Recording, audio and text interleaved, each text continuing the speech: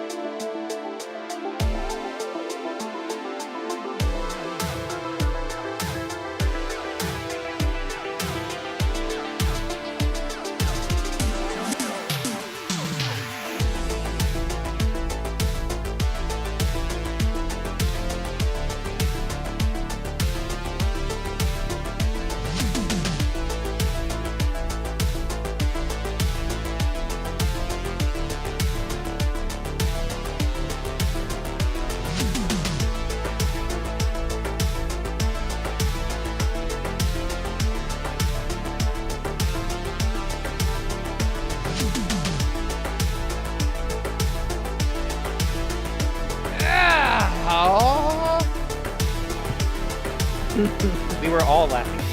You need to...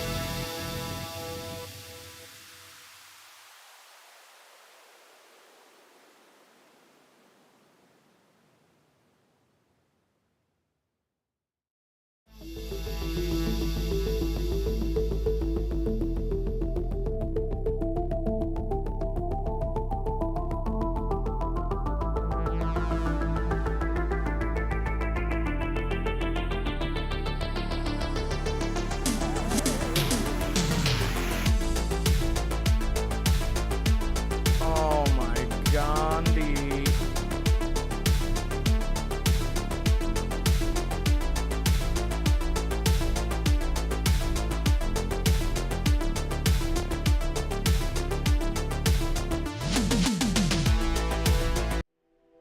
All right, chat. It's time.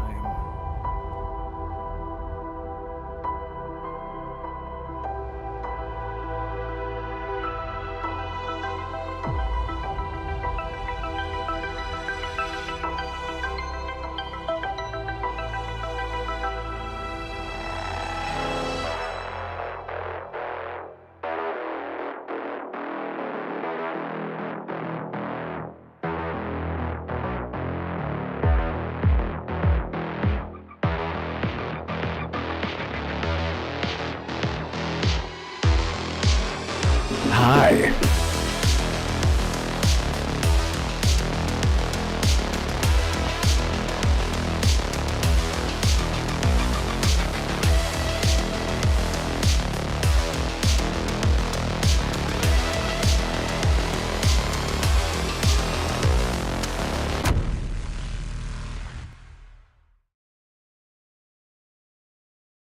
Still forgot to do something, but it's fine. It's fine. What'd you forget?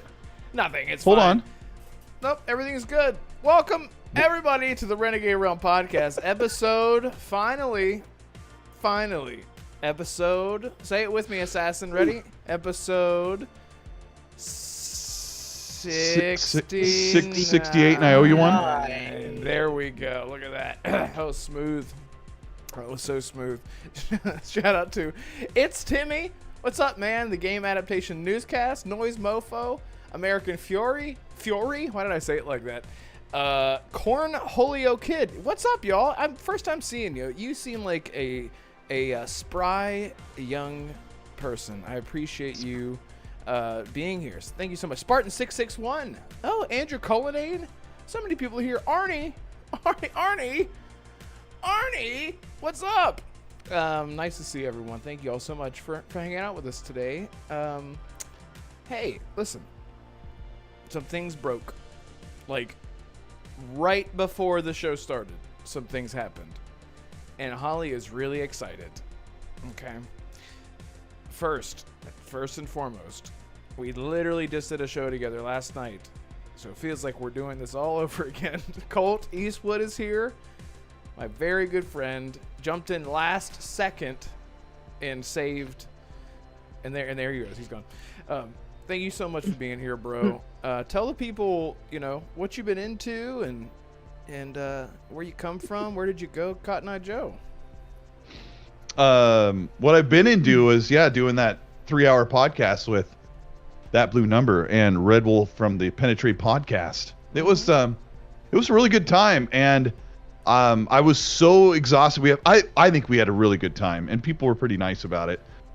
I passed out after I had dinner. I was like, fell asleep. It was such an energy drain of a good time, and thanks for being on there, both of you. And Assassin was in the chat, so it's like the whole family was there. And I've been playing Red Dead Redemption 2 on PC. Like I think that's gonna be my get through the drought, is like do like a 100% playthrough of that. So that's what I've been doing. And Dutch, it's always one more score. That's what I've been doing. There's always a goddamn train. Yeah, it's so amazing. You're always running a train, Dutch. Yeah, You're always getting something a train like that. run on you, Dutch. The whole gang. And I don't mind. I always say, and I don't mind saying it. Yeah. That's awesome. Some of the viewers were saying that last night you and I were being absolutely obnoxious, and then they'd look down at Holly, and Holly'd go, True. It was such a fun show. It was so good. Yeah, Holly was keeping us in check. She's like, now to be sentimental, and we're like, oh. Wait. Poop, am I right? Yeah, poop, right? It smells. It's par for the course when we get together. So I love it. I love it so much. Oh, what the shunk? What the shunk? Have you ever heard that, Colt? That's the I mean, I watched the original. video that Yeah. you deleted. Yeah, Is that what that's it's the from? original What the Shunk is the first time I ever said it in my life. I think, yeah. The first time it was ever recorded. Anyway, hey, speaking of recorded, I don't know. Assassin, how are you, man? And during the show today, I'm going to fix your freaking block. I'm going to do it during the show. So you guys will see me messing around with stuff. Just know that that's me fixing him to make him look more handsome. Okay, thank you. Well, speaking You mean of by horns, sending him camera, right?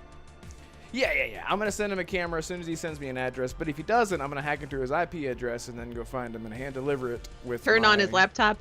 Turn on the laptop camera, and then that's it. Oh, Like, I I could see do that. I don't even have to go anywhere. I can just turn it on. That's fantastic. On camera, it's becoming unhealthy at this point. That's why Damarco's not here. Because I killed him. Because the He tried to get UV me- rays. That He tried to escalated get me on quickly. camera. So I Okay, killed wow. him. Wow. Do you think that was wrong? Hey, real quick, shout out to Brad Ward Fight for the Californian $2.79. Thank you. I think the Thank you so conversion much. rate is the same. Oh, sorry. That's what is that?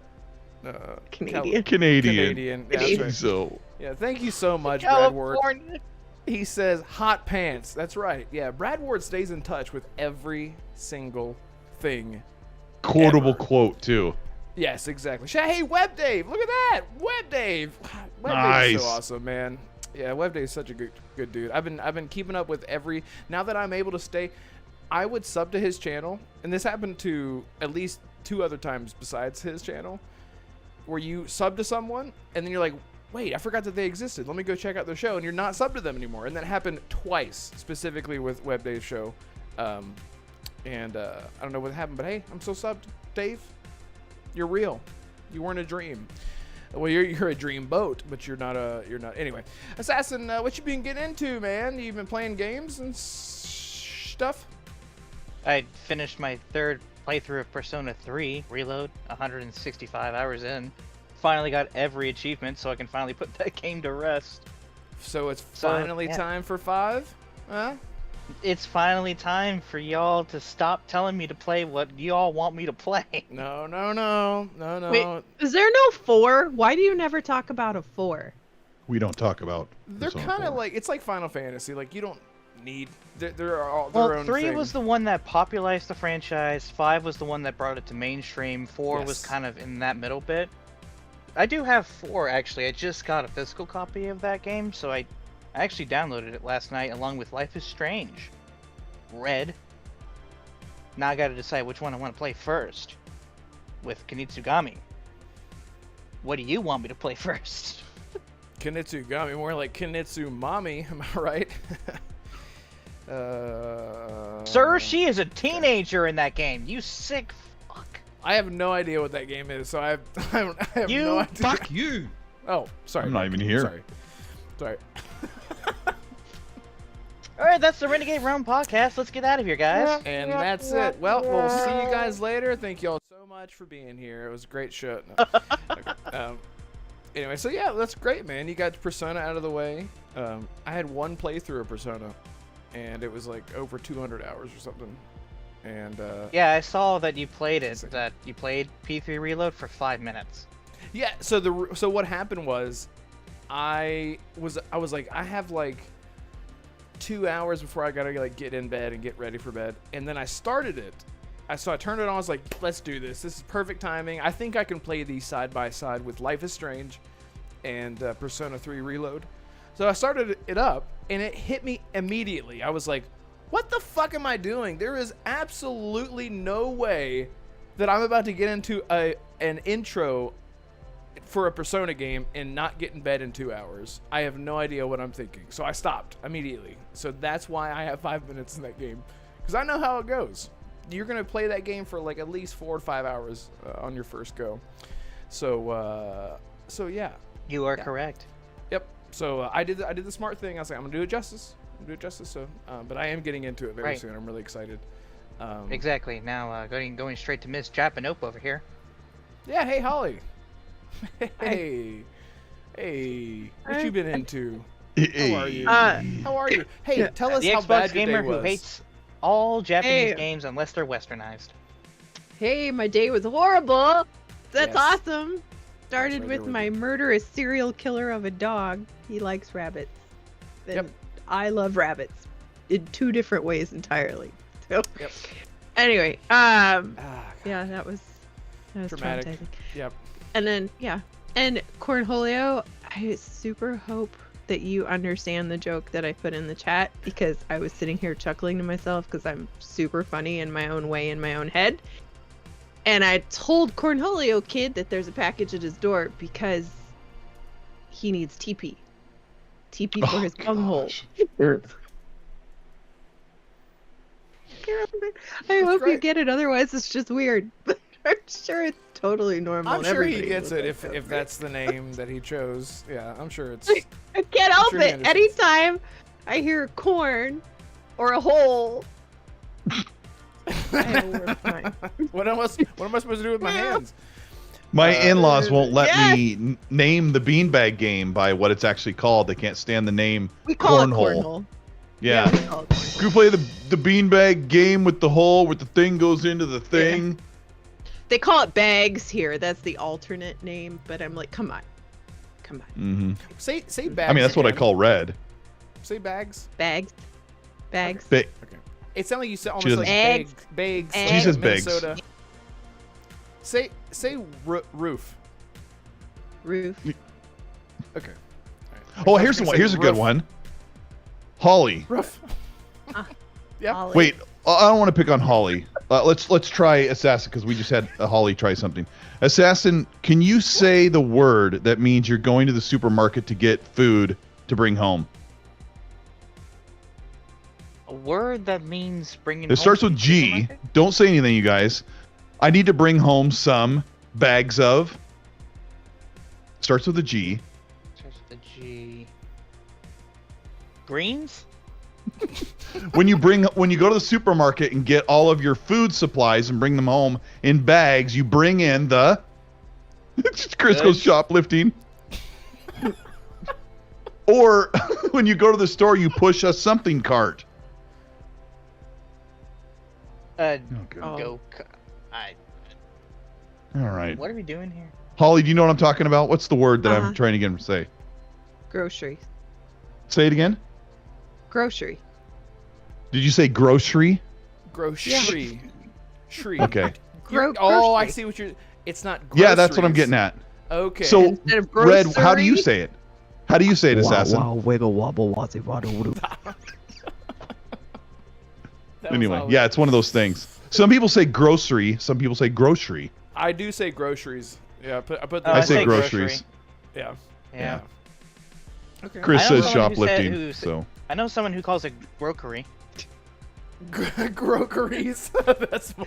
That's Some call it, I like bro. some call it petty theft. All Some right. call Yep. it Fetty Pep. All right. But yeah, go Anyway. ahead. Real quick, shout out to Web Dave. Thank you so much, bro, for the $2 super chat. He says, Collie, Holt, Red Wolf, Mega Panel, hit the thumbs. Yes, butchered it. Thank you so much. hit all the thumbs. Thank you so much, Web Dave. I Just really not the appreciate pole. that, man. Don't hit the pole. Be gentle with the pole. I don't know. Holly, It's been a bad day. My mood is weird. mine too. I'm trying to get my shit together. I'm just trying to be like yesterday when I literally was playing a game. I told you guys, and I'm like, oh, la la la la la la, just trying to be stupid to make myself just crack a smile to remember again what happiness feels like. And so anyway, tell me what you've been into, and how is Holly? Uh-huh. Yeah, what you been Okay, playing? there's no end to that. Okay. Yep. Well, we talked about last time, in case anybody in here we played Divinity 2, which actually somebody left a comment on your video. I know, Cole, they're like, about, they you should glossed have over talked it. about Divinity 2. Okay, let's go. They Let's do it. did. Let's do it. Yeah. And I've actually, the thing I didn't mention is I finished the Alice in Wonderland Power Wash Simulator levels, and I am almost done with the SpongeBob SquarePants ones. Those are fun. I really like Power Wash Simulator. It sounds like it's up That was your alley, zen. like it's chill, relaxing. It is. You turn on music and then you just spray and pray. That's it. Right. It's just so good. love So they have a Back to the Future one as well. So Ooh. I might get that one. Yeah. But anyway, that's been a lot of fun. Other than that, The funk. Gears with You, Fallout 76, and yeah, that's What's that's happening? it. There's a new season coming soon, Continue, Colt. There's sorry. a new event. The event where the caravans are. Okay. You said you saw you saw some. Oh, that wasn't I don't know out what yet? all you saw. No, the caravanning stuff wasn't out yet. I think it's supposed to come out later this month. I couldn't get into that DLC because I can't get past the opening of the vault on my own. You need, yeah. The It's only reason I stupid. was able to do it was because of Dante. Dante and I both did it and helped each other, and we were dying, but we haven't finished the story because I need somebody to help me because it's really hard. It's a high level. Yeah. Yeah, it is. Can What you not is just- Red doing? Hold Can on. you Let me. not drop shit into OBS anymore? OBS? Into who? You used to be able to just drop a picture straight into. Oh, you know what? OBS? I'm a stupid asshole. Go ahead, please No. continue talking. I just figured out what I'm doing wrong. I'm trying to drop it into Discord. Like Yeah, an you are. idiot. Okay, I'm gonna do it. I don't even know how this guy has his own podcast. God, Ollie, but it's- we're it's- gonna I let him know. work with it. It's He's had. ridiculous. You know what? Red's had a day. That's why I haven't I thought- even heard about his day. All I know is he's had a day. We're all gonna give you heart. We're gonna spam the heart thing next to the chat, and it's Thank gonna you. fly up for you, bro. Thank you so much. And you're gonna take a breath. Oh, Fuck he you. We're loves gonna that have a- heart. That we're gonna have a heart fun is his show. favorite Thank thing you, on Assassin. YouTube. Assassin. Look at that. I'm spamming it. Or is anybody else spamming it? Okay, good. Oh, thank you guys. Really, Yeah. really appreciate that. Wait, I'm gonna spam the birthday thing too, because it's Gaz's birthday, Oh, and is he's it? not here. Yeah. Okay. Hey, shout out to the Game Adaptation Newscast. Says they're playing 76 right now. That's amazing. That's amazing. Oh, So nice. it's such a good game. It's such a good game. The Holiday Scorched event is really annoying. Thoughts? Oh, is it? Game adaptation news. Thoughts? Yes, it's very annoying. Really? Is it like the not fun kind of update? Every day you have to go find these festive scorched, which are, the ghouls, but they're all like they look like they've been burned. Their skin's all red. They had Yeah. hot pants, and some of them are randomly dressed in either a Santa, a Mrs. Claus dress, or a blue party suit, and they glow. They're a legendary, and you have to hunt down 10 of those anywhere on the map. Usually only like 1 to 3 will spawn in any given location. So everybody is hunting the exact same thing on the map. So you have to go around and wait for them to respawn and go back and wait for them to respawn. And they drop gifts. And then you open the gifts and they've got random stuff in them. They have a lot of blueprints, which is the moneymaker.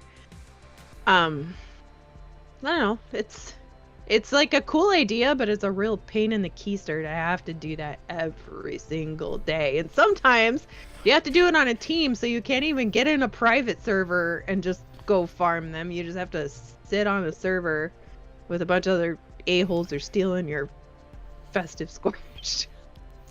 A pain in the keister. But that's it. Okay. Oh, crippling debt's here. Uh-oh. My 5th grade teacher's name was Keister, her last name.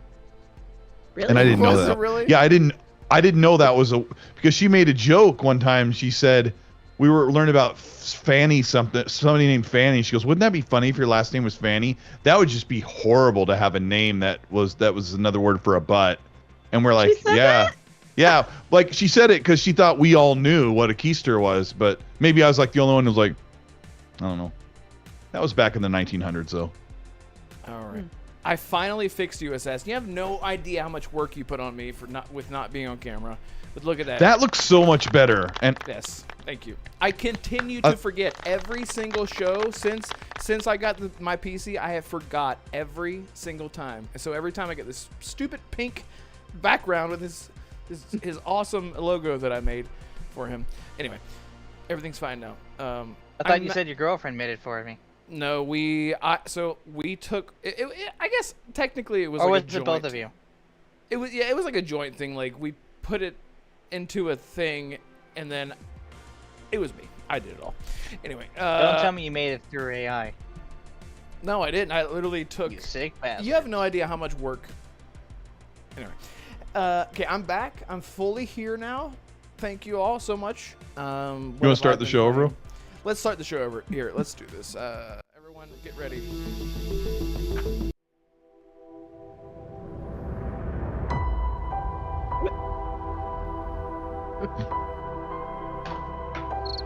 Three. Welcome, everybody. one. Sorry, that was so unnecessary. Anyway. Okay, hey, so what have I been playing, you ask? I'm glad you asked. Why are you late? Why are you late? Brad Ward Fight. You are real late. quick. Brad Ward Fight has a very good question. He says, hot pants? Thoughts? Gosh. Thoughts? Huh. I didn't get it until you said it out loud. I was like, what? Yeah, I mean, it's a good question. What do you think, Assassin? You want to know what I really think? Yeah. I'll give it to Holly. Wow, wow, wiggle, wobble, wazzy, waddle, Yep, that'll do it. guys Pretty much love sums it up. much. Thank you so much, Brad. The Ward, internet's for amazing. For the Is for it? the Kansas. Comedic timing is amazing. What do you mean? Great. Kansas with a C, $2.79 super chat. Thank you so much. Really, really appreciate it. All the donations. Can I say something? I'm not gonna name any names. I just had to say this. Uh-oh. Okay. Son of a bitch. And I'll make it Here very we go. quick. I don't care if someone donates 1 penny. I don't care if you donate $500.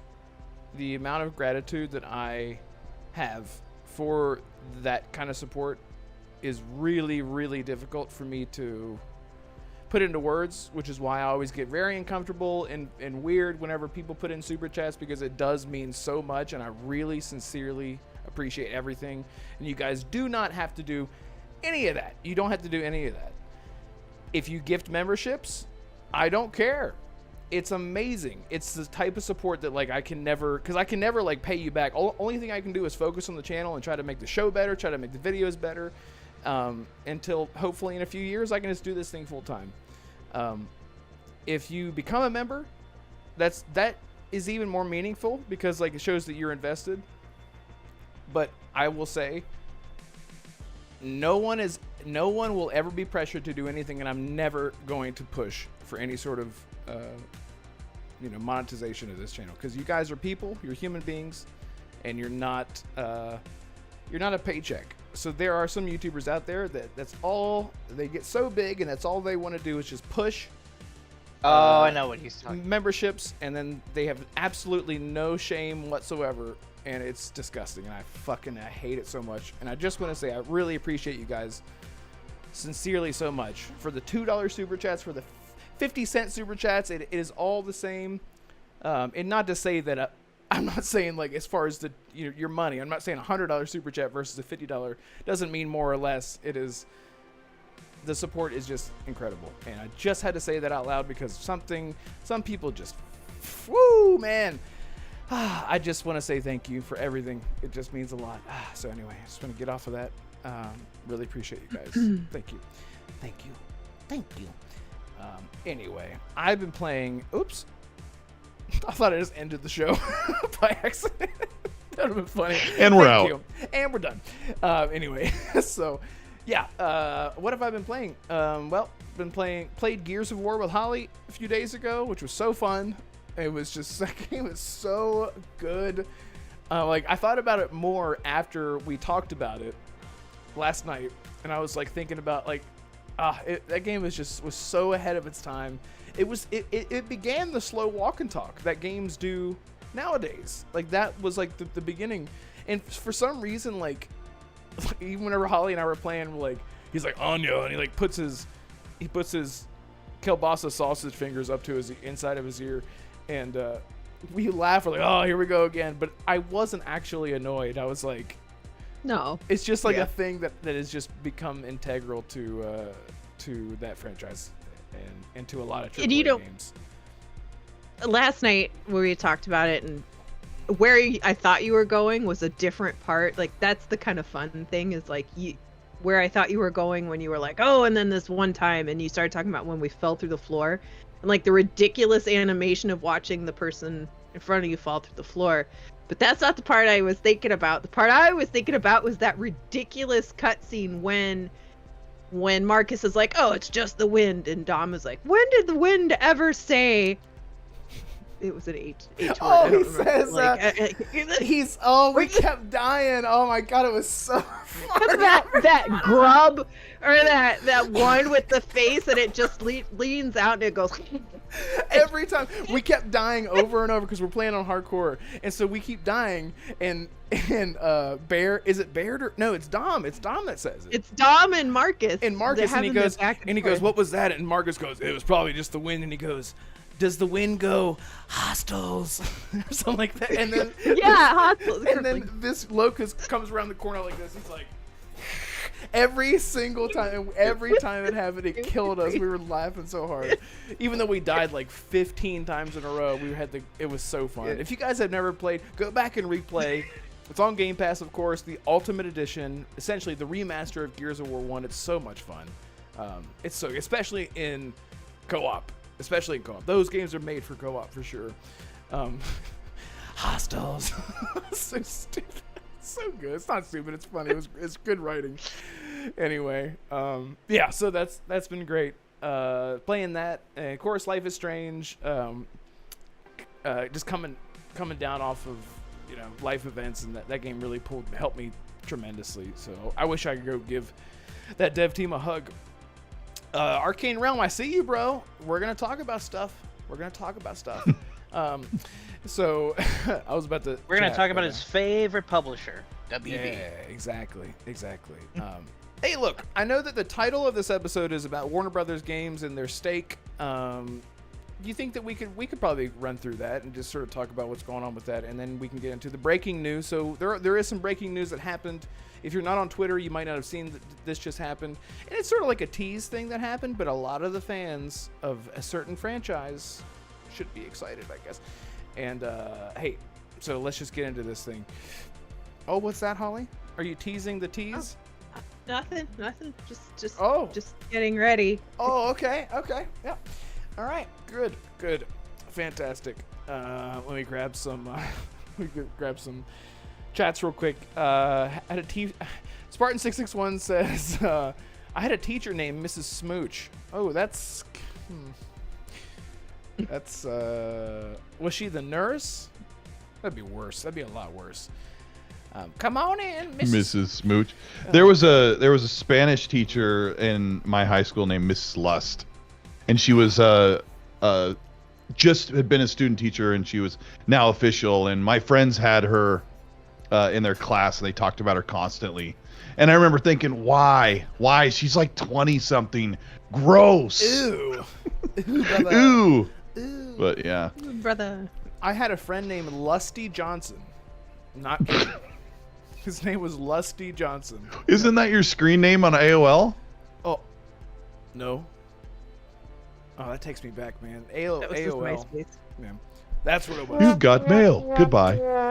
It was a Tumblr account. Yeah, Tumblr. Oh my god. Oh man, the early days of the internet, social media. It's his undercover 4chan username. Let's see. Sorry, I'm gonna grab this real quick. Can I pronounce this? Penne alla vodka. Did I say that right? It says hola, and they said good because I'm broke. Oh, but because of the donation thing. Yes, great. Thank you so much for being here. Crippling debt.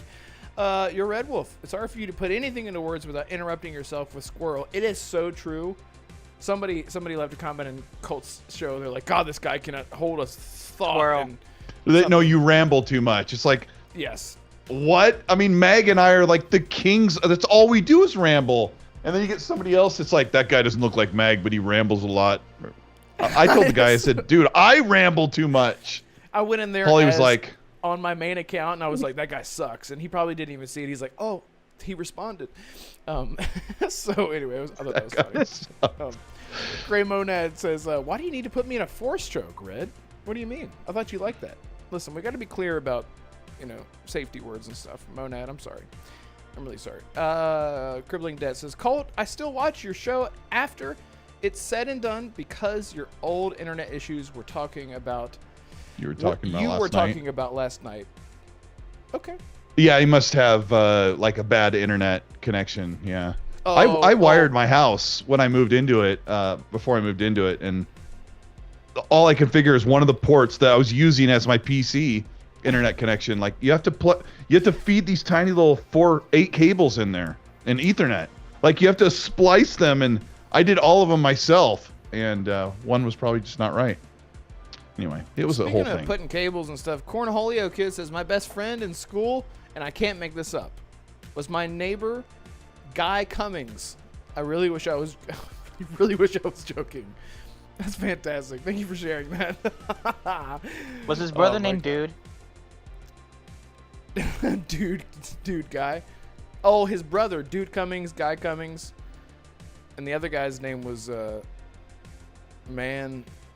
I don't know. Don't. Anyway, yeah. Just don't do it. Yeah. Somebody says Mrs. Cox. Oh, I had another. Oh, Mrs. My Cox. baseball coach's name is Cox. I'm gonna like dox myself. They're gonna like Google baseball coach, Mr. Cox, teacher, Miss Lust. House. I know where you wired with live. internet. Yeah, exactly. We triangulated his position, sir. The guy was using wired internet. We got him. And then I'm gonna get the only one. swatted like Wes Spankling or whatever his name is from Wes Puddle of Spanklin. Mud. Wes Spanklin. Nah, do Halloween. If you guys don't know what we're talking about, Wes Scantlin, the lead singer of Puddle of Mud, went on and did an absolutely something of a job. Horrid Nirvana cover when his voice was all shot. Do you or know what whatever. his response to that was, by the way? He did it wasn't a Rock Feed interview, but he said, people are just jealous. The people that are jealous out there, they just need to get a life, get real. Jealousy. Yeah, he's like, we've accomplished more than those keyboard warriors. I'm like, Yeah, like, I mean, it'd be ooh. tempting to say that, I guess.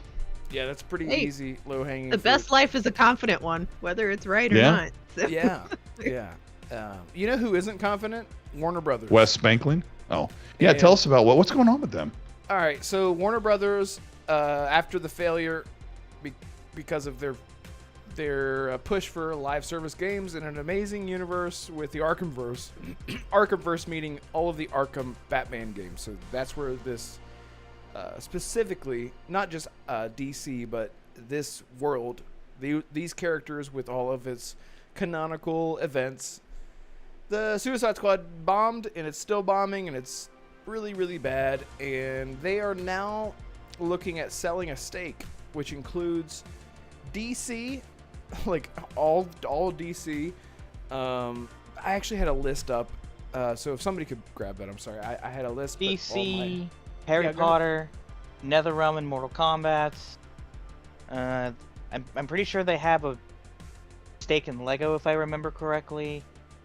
Monolith, Portkey Games, which is Hogwarts Legacy, and just a Wow. few of their subsidiaries that I honestly can't remember. But yeah, they're deciding whether to actually sell off their whole division entirely or maybe divest some of their IP and studios. Which is ironic because they had this conversation a few years back before Microsoft acquired Bethesda. I think there were rumors that they were considering selling their gaming division back then. So I guess in 5 years, just wasn't worth it to keep them on. If this is true. Yeah, and from what I've read, because this is sort of new to me, it seems like this can be like a panic button for bigger companies. And you guys just correct me, Holly and Colt, who are much smarter than me, that whenever they go to sell a stake like this, that they actually get a big buck afterwards. Because I don't know, like how big of an investment was Suicide Squad? Do we know how much that game cost? Have they released that yet? I mean, it had to be. Well, the $200 million loss was revealed to not just be Suicide Squad. It was a big chunk, but it wasn't all of it. That couldn't have been part of Hogwarts Legacy. Because $200 million. Wow. Failed Suicide Squad video game costs Warner Brothers $200 million, says Business Insider, and I can't say dollars. I love it when I'm like voice talking to my phone, and I'm like, I'll just flub over all the words because it's listening. That's me whenever how to get to the restaurants. Yeah. I'm like, Do you period. even care about spoilers for that game, Red? What? Suicide Squad? Yeah, do we even care? Listen, I don't care. I don't think anyone here cares. I'm not gonna play it. We're about to spoil Suicide Squad: Kill the Justice League. If you guys want to know how bad the game really is, and it takes because I was gonna spoil it if you gave me permission to. I'm gonna give you permission to spoil the Suicide Squad: The Justice League in 10, 7, 9, 3, 15, 2, 6, 1, 4, 0. Go. Oh yeah, the League's alive. You killed clones. You didn't even actually kill them in the game. Okay, yeah, I mean I figured that was the whole gist of it. Yeah. Yeah, the whole League's alive, and they're like, "Hey, where's Wonder Woman?" We killed her. We actually killed her. Anyway. So dumb. Yeah, so dumb. Let's talk about why Warner Brothers sucks. Yeah, so I don't know, Colt, what do you think, man? Do you think I mean, for me, I would say that this is a good whenever I would much rather see companies let go of stuff than try to hold on to it and milk it, and I feel like this is the one big squeeze in terms of milking anything, is that they tried to squeeze the DC universe and the Arkhamverse with Suicide Squad, and it failed big time. Do you think this is a good thing that they're letting this go? And I say they're letting it go. Hopefully someone buys them. Do you think Xbox could buy them? Ooh, people have been wanting that. Make a Xbox exclusive Batman game. Come on. They won't. They won't. If Xbox bought WB's games division, those games would be multi-plat from day one. What's happening with WB's game division is the last successful game they put out is probably Injustice 2, which was 6 years ago. So in the interim, I can't remember what games came out after 2017 for WB as far as Hogwarts Legacy was such a huge success. 23 million copies sold. Their DC stuff has not done well since Injustice 2. Sorry about that. Their DC stuff has not done well. And Red and I loved Gotham Knights. Gotham Knights is, if you can get it on sale, that game is really good. Yep. Especially that sounds weird when I say that. I really enjoyed it. Fawn's also really enjoyed it. Rand really enjoyed it. Like, we both put it at like a high 7, maybe almost an 8, because it was just a fun game. It's a good game. But their stuff hasn't done well, and I think that they are looking, I would assume they're looking to sell their division, and I do not want PlayStation or Xbox to buy them up, and I don't want Embracer to buy them up. So I don't want Tencent to buy them up. So when I hear this, like, hey, we want to sell, we look really good, it's just another, for me, it's just another bad piece of gaming news to look forward to. That's how I feel about it. Yeah. Holly, do you love Batman and what Batman has become? Superman is the superior superhero, so let's just get that straight. Oh, okay. And I shall hear no others. If it's Henry Cavill, then yes, I agree with you. Yes, Superman is the best. I think they're of all the special DC. in their own special way. And he should have his own game, and it's a criminal that he doesn't. But having said that, it would be really good. I think it'd be really difficult to do, but it'd be really good. Warner Brothers owns a lot. They own a lot. They own, yeah, like just besides IPs, right? They own I think they own TNT and TBS, the Turner networks. I think they purchased those because that's where the basketball streaming stuff is. And Charles Barkley, who's going to retire from being one of the commentary people for the NBA, has kind of walked it back because of just some agreements with Warner Brothers. And I looked up a little bit of this stuff, and I guess they also own a Polish broadcasting network that's worth a few $1 billion. So it seems like that is one of the other, it's about on par for the same price as what the gaming division could be. So, they are probably looking at both of those and trying to figure out which one is going to net profit them over the long haul. I think what it does show is with the rumors that were around a few years ago, and now we're hearing this again, is that maybe Warner Brothers sees the gaming division as one of the weakest links in all of the stuff that they have, right? It seems somewhat disposable to them. If this is the first thing that they're kind of going to be like, well, we could siphon this off and it wouldn't really hurt like our core, our core properties, our core experiences, our core IPs, and then maybe, they sell off the gaming rights to some of those IPs, kind of like, they've done with. But yeah, I don't know. It's all just too early to say. Who really knows what they're gonna do? They shuttered Boomerang. They owned Boomerang, which was like the cartoon service. It's so weird, yeah. They closed that, but it's wrapped all up into the Max streaming thing now. So it looks like they're kind of reining in on the easy wins or the small gets. So I don't know. I agree with Colt. I don't want either Microsoft or Sony to purchase WB. I don't know about the splitting of the assets and selling it off, piece by piece. That feels a little rough to think about all of those just being kind of thrown out there to the highest bidder. But then at the same time, clearly there's some issues within the WB studio arena, right? We've had some mediocre games, or some that haven't scored well, and some that just don't have good reception. And I don't know if that's a byproduct of being forced, like we've heard other games, right, being forced into live service and the things that come along with that, or if it's just, sometimes you swing and miss. So I don't know. It's too early to really have an opinion on any of it, because it might never happen. Like it didn't happen the last time we heard about it. But yep. I want the Superman game. Yeah, they need to do, and a lot of people say like, and the Wonder Woman game. Where's that? Right. Well, and we heard rumors that wasn't doing so well, and it's yeah. I mean, it's just rumors. Yeah, what did they say about that? Because that's They were trying to Monolith, and shovel they it made. into live service. That's what it was. Yeah. They're trying to do the same thing that they did with Shadow of War again, all over again. It's like they didn't learn anything. What do you mean from Shadow of War? So in Shadow of War, Lord of the Rings, Shadow of War, which was a sequel to Shadow of Mordor, they had the loot box in a single player game, and it just completely screwed up the entire flow of the game, because you have these loot boxes all over the game.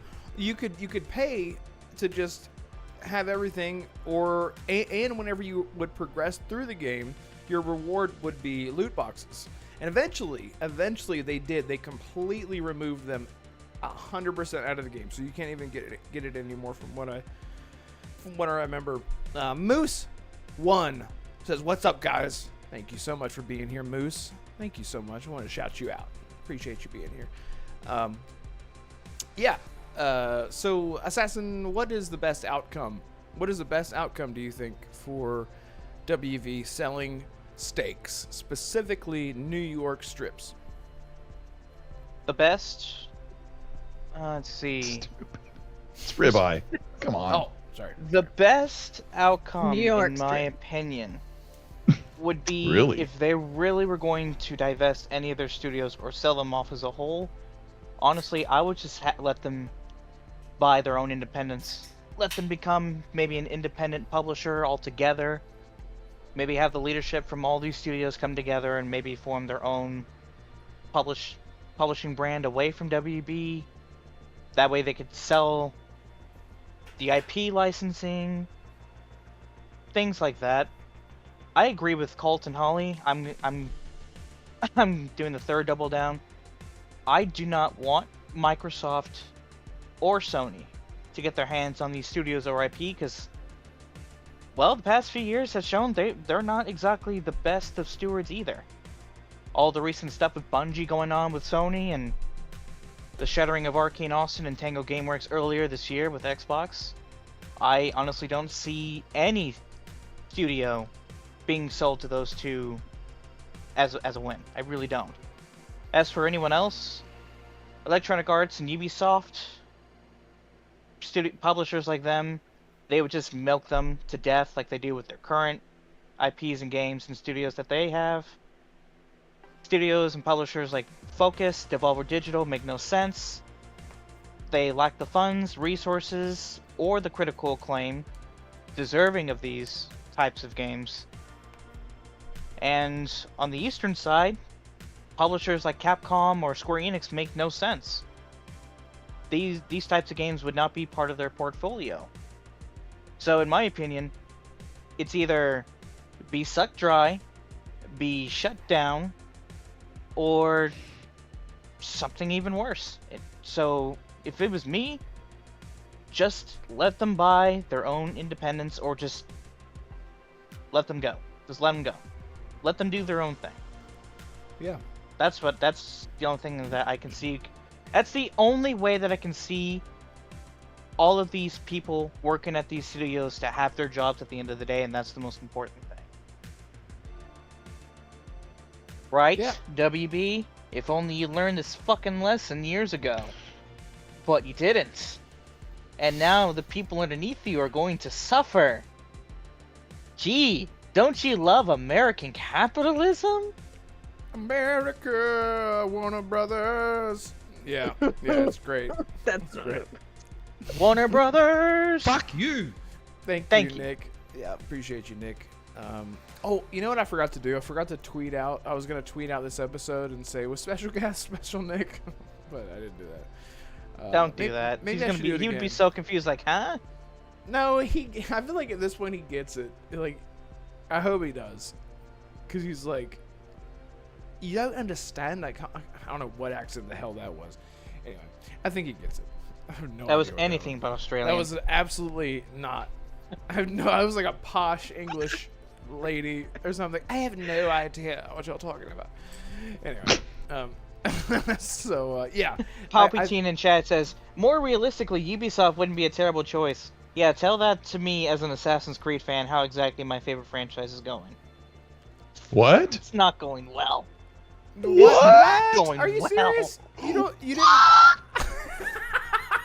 The last good game from Assassin's Creed before Mirage, you and Cole, say it. you know this. You know this because you played it. Yeah, It the was last Syndicate. great Assassin's Creed game was probably It was Valhalla. Syndicate. it was Valhalla. It was. No, it was not. Oh, That is I'm sorry. not Assassin's Creed. That is But did you play it? Fantasy Creed. Yes, I played a good 10-15 hours of it. It's not Assassin's Creed. It's It that's, is that's Fantasy exactly Creed. my point. It's not Tickle. Assassin's Creed, but it's a Tickle. great Viking game. And you No, it is Assassin's Creed. He's got the blade. It's everything. They're the elitist puritanism of Assassin's Creed changing and evolving. I've looked into it for a long time, and I'm like, why do people say it? Like, what makes? Well, let me ask you, Assassin. What makes Assassin's Creed pure? What does it need? It needs a compelling character. It needs Got it. a memorable story, and it needs you to actually kill people in one stab to the neck. Yeah, they it added doesn't that. need. They No, added that. They added that. Added it They in did. because It's a of the thing. negative backlash. It should have been there from the start. No, You don't do that. get me started on it. Shoulda, woulda, coulda, because it's there now. Risk it. It's there now. You can go play it right now. It's got everything. They're What does that car crying son of a bitch have to do with Assassin's Creed? because he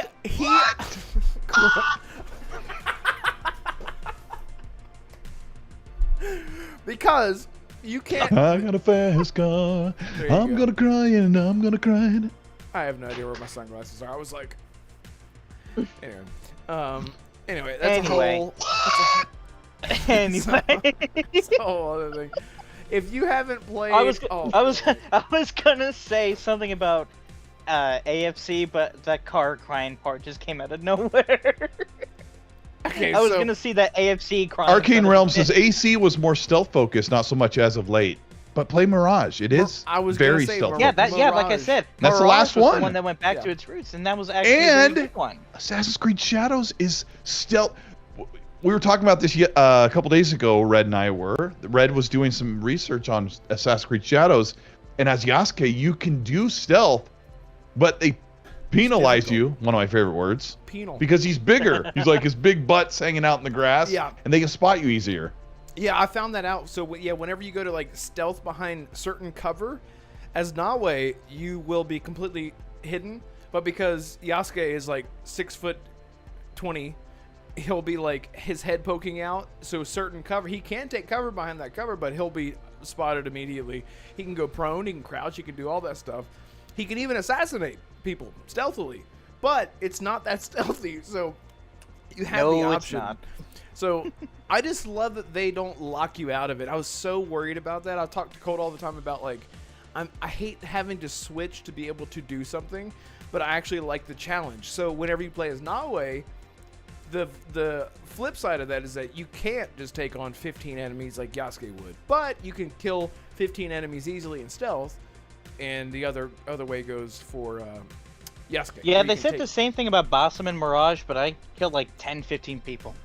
After a Get a while, fight in yeah, that you game. start to you No, start no, to in be able that to first do in the first 2 hours, I actually killed like 10, 15 people. I was like, okay, you told me I couldn't do it, combat? but I just did it. Yeah, in combat. Yeah. Okay, yeah. Especially if you mess with the settings. One thing that Ubisoft, sorry, I guess we're done talking about Warner Brothers. So one thing that I love about Ubisoft games, as of lately, I hate when people say that. As of late, is because That haven't been seriously, said at the end of the day. at the end of the day. That's the thing. It's like you're either gonna say as of late or just say lately. Don't say as of lately. You're just combining. People just learn, please. But I'm kidding. I'm being dramatic. But Assassin's Creed has so many accessibility options. Like you can change in Valhalla. And in Mirage, I think that they added this where you can change the damage input and output to make combat feel more realistic, and they added, like I said, the instant kill assassinations and whatnot. You can completely customize your entire control scheme, even if it doesn't make sense. You didn't It put was your great. music on today. What is it? You didn't put your music on today in the background. Or did you? Yeah, it and is. I can't. It's on- I can only. Oh, it's only on YouTube. I can hear it. Okay. Yeah, it's only I wish I could I forgot how that works. I should know figure better. out how to do that. I'll Yeah. never talk again. Go ahead. Oh, okay, good. All right. So anyway, hey, speaking of never speaking again, toxic butt wind, and I said that because when toxic butt wind enters, sucks all the air out of the room and you can't breathe. I don't know. Toxic butt wind. Thank you so much for being here. I really appreciate it. Shout out to everyone here. There's 755 people here. No, I'm kidding. There's only there's 21 of you. I really appreciate you guys all being here. Thank you so much. 23. 23. Oh, look at that. Yeah, we just jumped up. And if you're new here, hey, speaking of new here, Brew our Hood. Yo, it's a repeat of last night.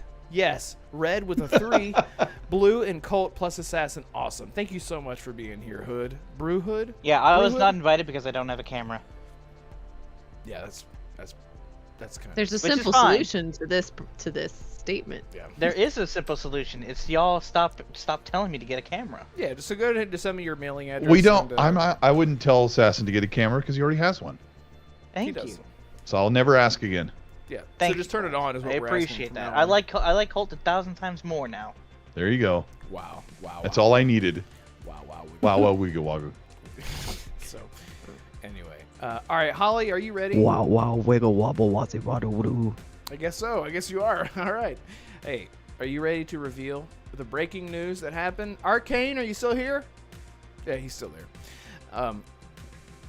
Tell us what happened. So, I'm just gonna hand it over to you, and I also have to get Finn. So please continue.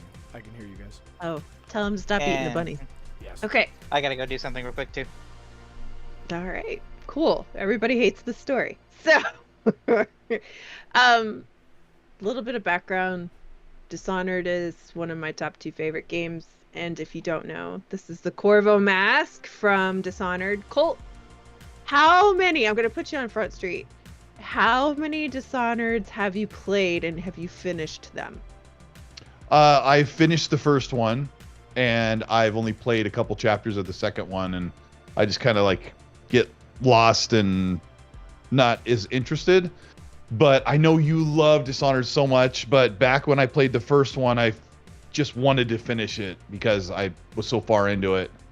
So I'm not a big fan, but I'm a major fan of their other work, like big time. Like I like this game a million times more, and Prey is another great game from the studio that I think is absolutely brilliant. It's more of my speed. So yeah. Sorry. And Prey is no, it's fine. It's fine. Prey is really good too. I Mhm. really enjoyed that too. Yeah, it's got a different vibe, but still kind of like has that underlying mechanics of them both. It's just in a different skin and a little more like. I'm surprised you liked Prey that much because it's it's so intense, and you don't know when something's gonna kind of, like a mimic is gonna pop up. And Well, the people chair's don't gonna try to eat realize your that Prey is really, to me, is like a sci-fi version of BioShock, and it's also like it is very much like Deus Ex and BioShock in its mechanics and the world and the way you hack and enter computers and doorways and interact with the world. And the inventory system is very similar to BioShock and Deus Ex. So when I played Prey, I was like, oh, it feels like these two games.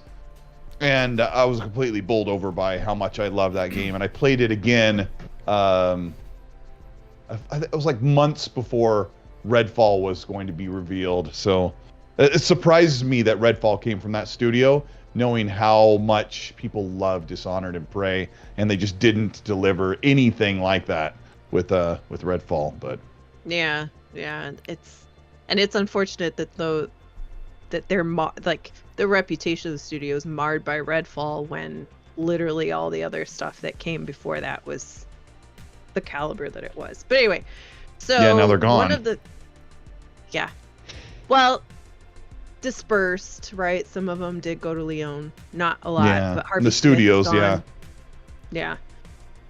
So Arcane was originally founded in like, I want to say it was like 1999, 2000, sometime around there, and they made this Rafael Contonio, which is actually French, even though it sounds very Italian the way you say it. He created the studio, and his first game was Arc Fatalis, and it was kind of a sleeper hit. And if you should go watch the no-clip video on Arcane Studio and how it became to be, because it's absolutely fantastic. Gives you a really good idea of kind of the ups and downs of video game development, especially from a small to mid-size developer, and how they helped with Valve create some Half-Life stuff that never saw the light of day, and just a lot of cool stuff. They did a lot of things, and they had Bethesda actually asking them to do some support work, and Bethesda came to them and said, we have an idea for a game. It's a Japanese set game. Its name is Dishonored, and you're going to do these things, and we want you to kind of take that for us and build it. And they came in and were like, okay, we love the idea, but it's not going to be Japanese, and we're not going to do this, and we're literally just going to redo it, and it's going to be like, and they came up with, really the entire story in the shell and everything that we know that Dishonored is now, but Bethesda owned the name and essentially the game, because they needed some cash, and this was a way for them to, build a game, still have their studio, and they just naturally kind of folded into Bethesda after that because it was a good working relationship. They had the money. This was a good game for them, etc. So, anyway, so Raphael eventually left Arcane. I think it was 2018, and he opened a new studio called Wolf-Eye Games. And today, they made Evil West. That was the first game that kind of came out of that studio. It's an immersive sim, top-down RPG, which I really have to get into. I downloaded it a few weeks ago. It's in Game Pass. You say Evil right West? now. Wait. That's not the. You mean Dead Wet? Evil West. Wait, weird. There was another West. There was Weird West. Hold on, it's the one came I've out. almost finished it. I think it's called Weird West. Hold on. Weird West, that's the one. Weird No. West. It's There's the an Evil top-down. West. There's an Evil West West is the as well. third-person God of War Vampire. ripoff. The guy with the revolver and the. Hold on. What's the name of the studio again? I know what you're talking about. Wolf-Eye? Holly. It's called Weird West, and it's a top-down. You can No. slow motion. Okay. But yes, there is an Evil West and there's a Weird West, and they came out very much at the same time. Which game So did they there's two work? I Evil gotta look Wests? them up. They did Evil West. The third-person game. The one that I bought for you. Yes, the one that you bought for me, and I actually really loved it. It got so hard near the end. I was like, difficulty down. I haven't played it yet, but No, it's okay, on so Game Pass. it is Yeah, Weird that's right. West. I'm looking at their Wolf-Eye Studios. Weird West is like an isometric-ish. You can turn the camera. It's like a top-down. It's so weird to explain. No, I Sim. played. It's like a I simi played kind of. Weird West. It's kind of like Wasteland style, but Yeah, that's by but Wolf-Eye direct. Studios. Weird West, and I've almost finished it. It's a really, really long game, and you have to travel across the map, and you can. it's hard. It's have to, very like, difficult. Get the zones right. You have to like capture some areas and set up camps, right? Yeah. It's been a couple years since I did that. Arcane in Yeah. chat actually likes that game a lot. He was streaming it for a good while. He was saying Weird West, not evil, more like chaotic neutral West. Heck, Yeah, I've got like 30 or There you 40 go. hours into it, and I'm still wasn't done. And I was actually getting kind of fatigued with it, even though I liked it. It Yeah. just kept going and going. I thought, man, I got to be done. And you actually change characters. You get through a whole big segment of the campaign. It's like, now you're going to take over as this woman. And then you play this long campaign. It's like, now you're going to play as this thing. I won't spoil it for other people. And I think you do that for like 6 different characters. The game's brilliant, but Like Octopath is what it sounds like. it's very, very interesting. Yeah. And it has a little bit of Fallout inventory and level up stuff. A little bit. It made me think of when I was playing it. Yeah, I don't know. I'm sorry. Go ahead, Holly. That Weird West is what they worked on. I'm gonna look at their Okay, webpage while you talk about this. Sorry, those two came out at the same time, and it always confuses me because I could see the picture of the colors, but I can never remember the flip flop because the West thing. But anyway, There was another that was- game, Holly, that came around that season that had the word West or dead in it or whatever it was. There was think it another was Evil West West. game. yeah. There's Evil West, and then there was Weird West, and there was another game. Oh, and there was that another one. Yeah, there was another one. That's why it's so easy to get confused. Yeah, which Anyway, go ahead. it's unfortunate for them that nobody can remember which one. But anyway, so that was their first big outing, at this new studio, and actually he co-founded this one with he was an executive producer at Arcane. He worked on some stuff. He worked on Mafia 3 at Take-Two and the other executive director, and he also worked on Borderlands, the prequel. So it's they both have some time under their belt, and now Raphael just tweeted today that Wolf-Eye is going to be it's all over the place. It's been a day. Wolf-Eye is going to be teasing and showing some information about their latest new game, which is going to be an immersive sim. It's going to be an RPG. And they said that if you are fans of the previous first-person games that he worked on, and he specifically called out Dishonored and Prey, that people will be very happy with what's coming up. And There it is. I found also, what'd you find? I found that tweet, Other- so I can read it too. Okay. I read it briefly before we went up on the show, so go ahead. Yep. No, and then Wolfi tweeted one other thing, and I had it here. Because somebody had gotten a sneak peek at the game, and they said that Arcane fans are going to be extremely happy. So, who knows what this actually means? But it's pretty exciting for people who've kind of, had the door shut in their face because Arcane got their door shut in their face. So, Yeah. And big somebody deal. told them to make Wolfenstein Youngblood with Machine Games, and then it seems like somebody told them to make a 4-player service-based vampire game. So these people who broke off and could do their own thing, it sounds like they would get to make something with a little more production value than Weird West, because Weird West is very indie style, as brilliant as it is. So cool. But and how big is this team? oh, I don't know. It's not very big. Let me- They- 20 people. There's 3 leads that are on their webpage. This Raphael, Julian Roby, who is the executive producer, and Gal Garrido, lead designer, but it doesn't say who their team is. We are working from LinkedIn more than says 10 11 different to- cities. LinkedIn says they have 11 to 50 employees. Okay. Oh, okay. That's kind of broad. But I yeah. know. Yeah. It's 50 or less. That's Yeah. pretty small. Yeah, that is definitely a small.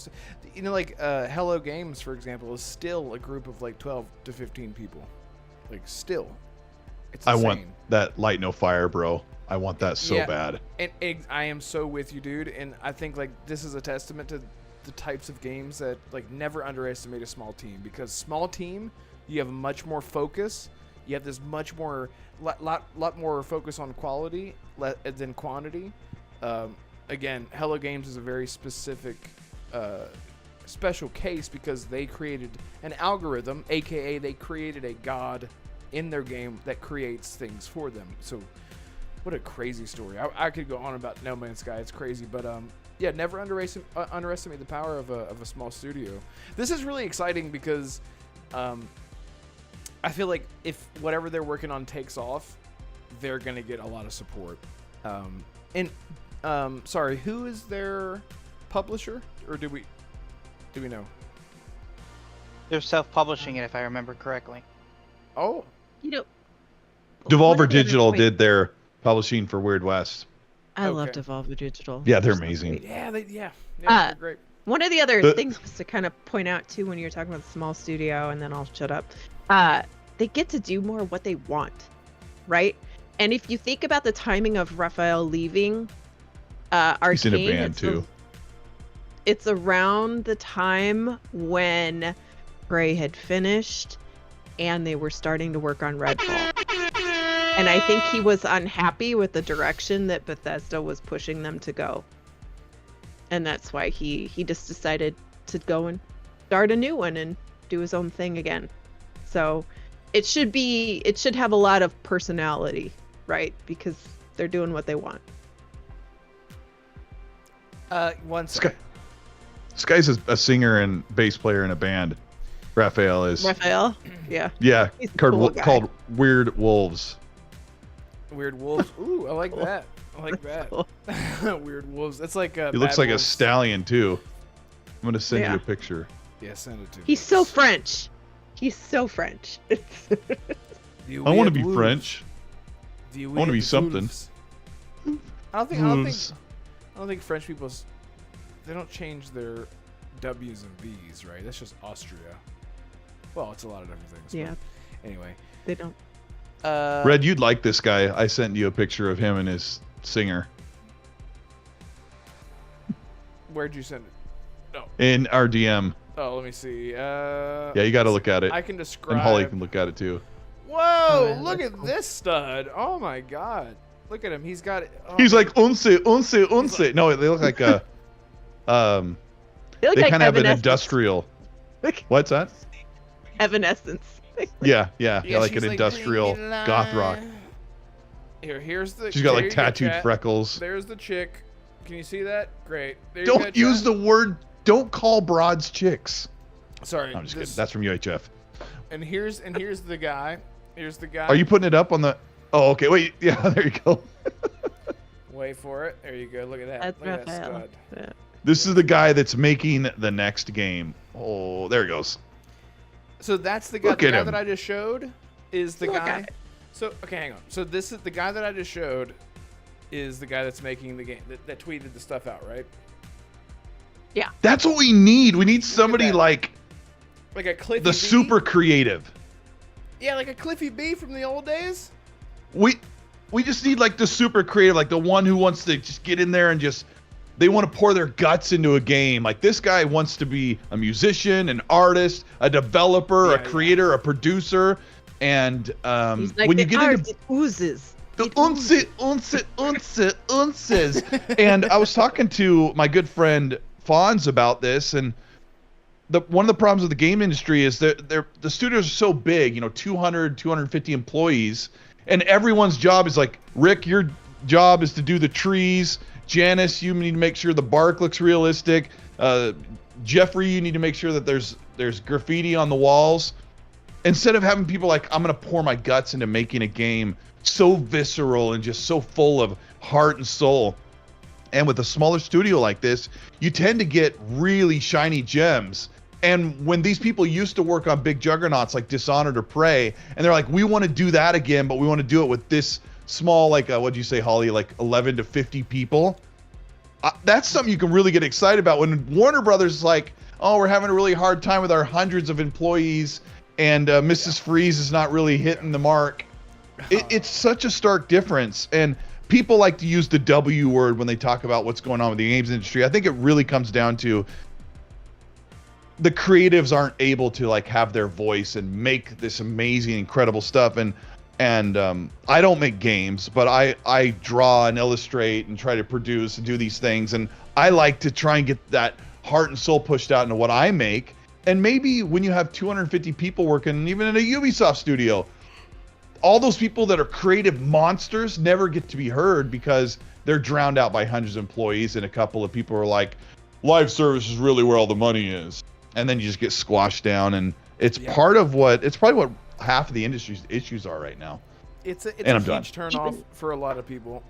Just hearing live service or gas games or like whatever we're really excited about, really big IP like Suicide Squad, we get excited for something and then we hear that it's live service and it's like, ugh, never mind. Well, what were we gonna say, Holly? Even just like when you think about a company that size, it's not the creative director or the person who has come up with this story or has this vision in their head that's going through and hiring their team, right? It is a large company and you are assigned a group of people, so you don't have that connection with the people to understand that they understand what you want things to be like, and you don't have a personal relationship with a lot of people when you work at a company that size. Whereas like this, and think about it, right? Like some people with some pretty big pedigree, like Raphael to me, and even like Ken Levine, right, leaving and going and starting their own studio, they're doing it because of this idea that we're talking about, not only from the corporate side, but also the fact that I have a vision and I know my vision is good, and now I need to build a team around me that we understand, that we jive, we've got, like a good rhythm going, and that can create all of the things that we all agree on, because we're all, we've created this dynamic, this personal connection to the game and have the same opinion. Instead of, here's Bob, he used to work on Overwatch, now you can go have him and he can go, draw your cars for Cyberpunk. Like, Real quick, I just wanted to say thank you so much to the channel, sponsor. I don't know what. Lotus is free.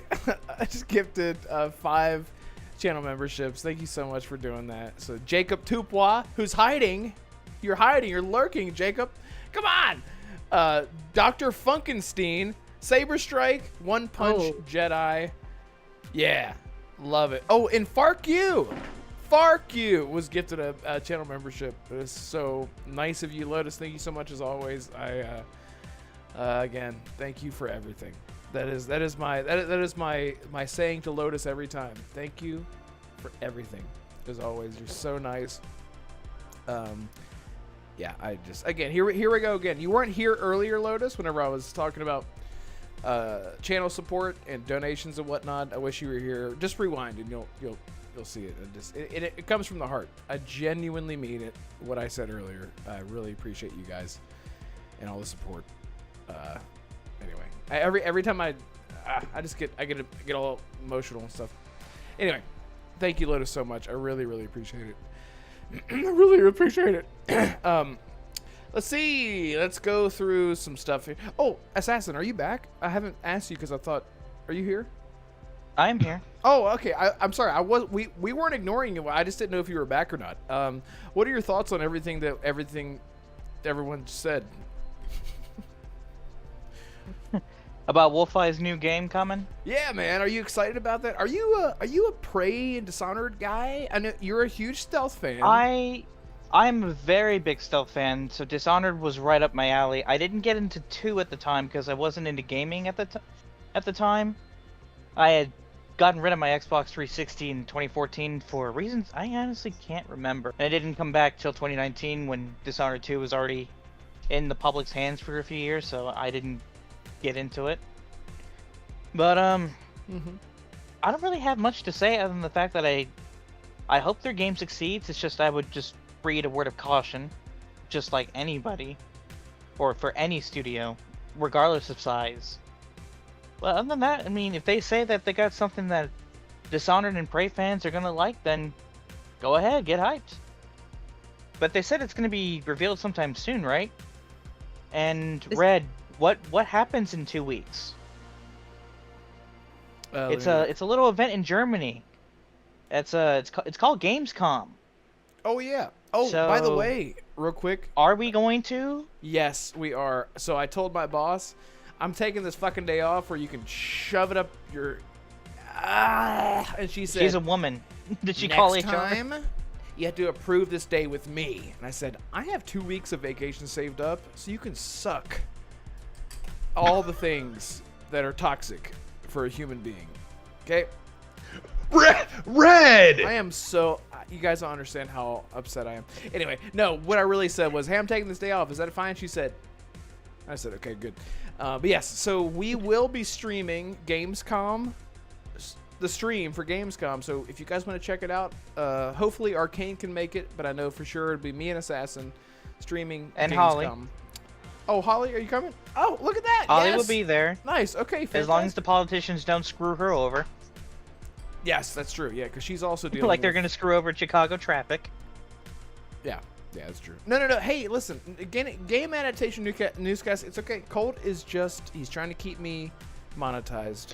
I'm trying to keep you out of jail when you're telling your boss to drink, Drano or something. No, you're like...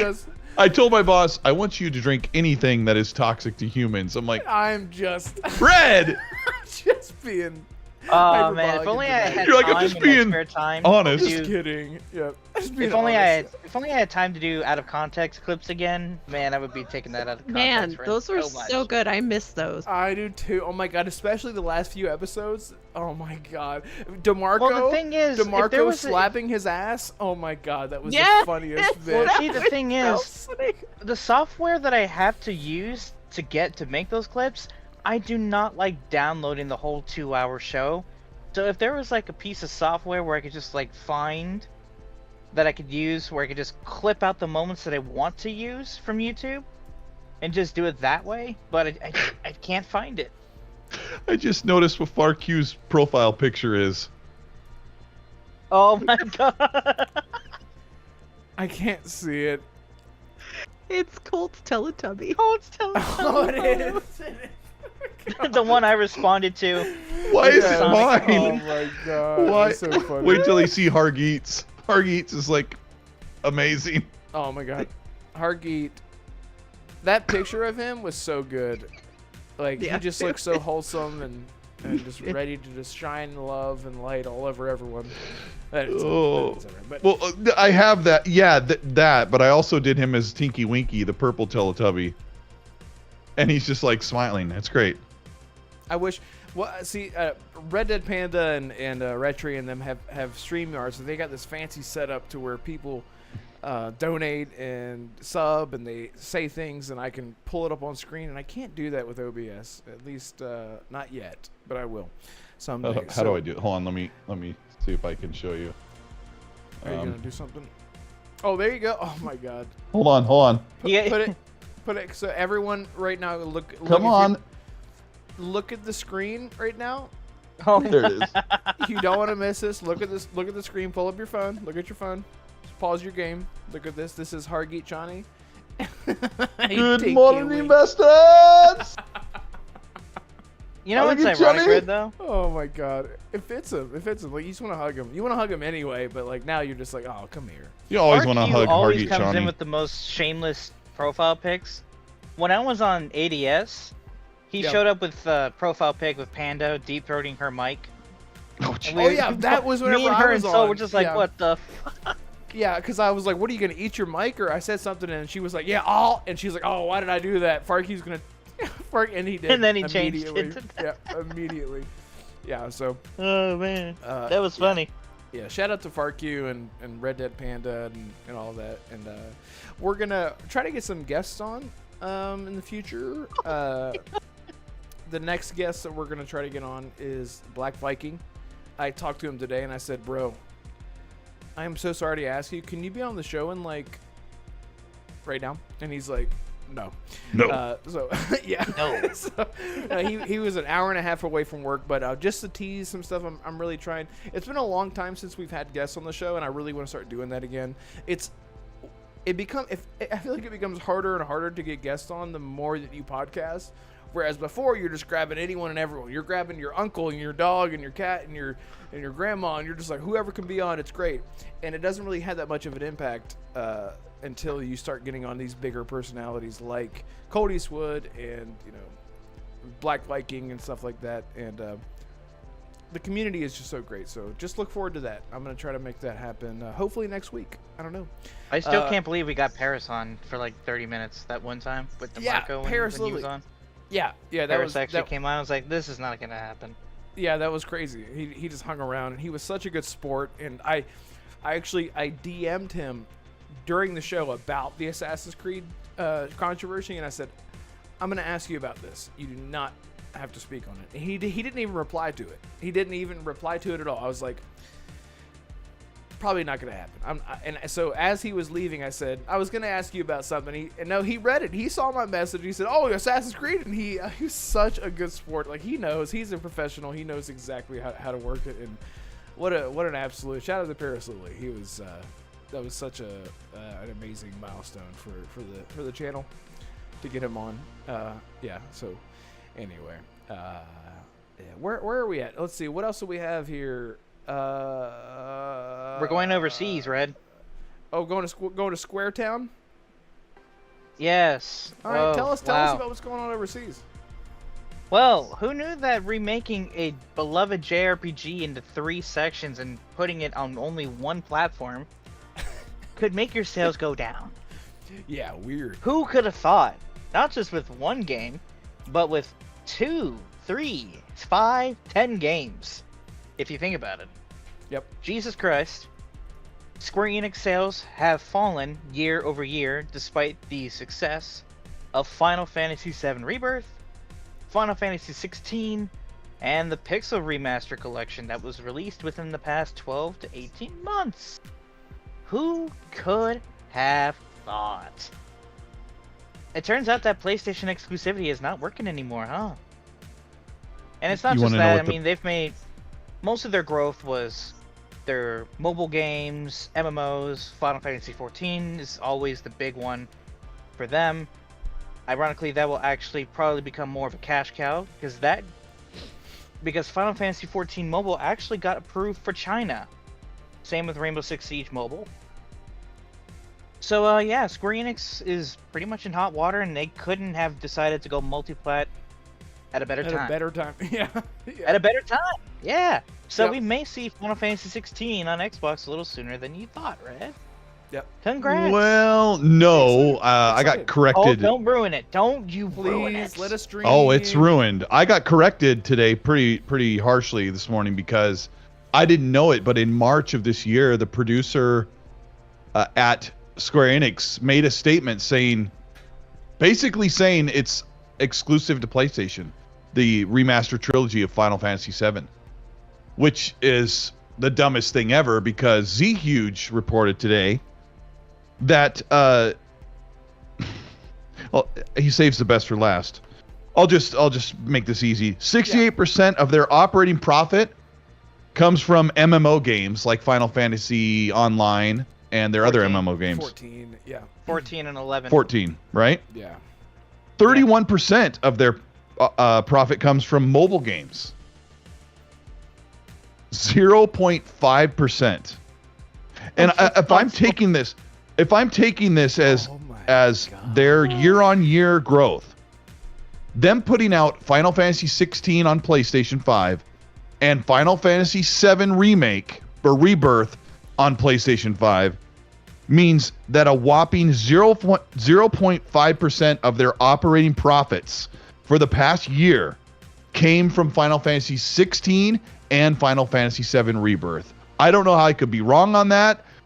Maybe that's also including Foam Stars, but if you're including Foam Stars, Final Fantasy 7 and Final Fantasy 16, and it only makes up 0.5% of their operating profits, that would tell me why aren't you putting those games on Xbox and PC immediately? Right. Other than, I don't know, whatever the deal you struck with PlayStation must be biting you in the arse year on year because they're whatever bag they got from PlayStation.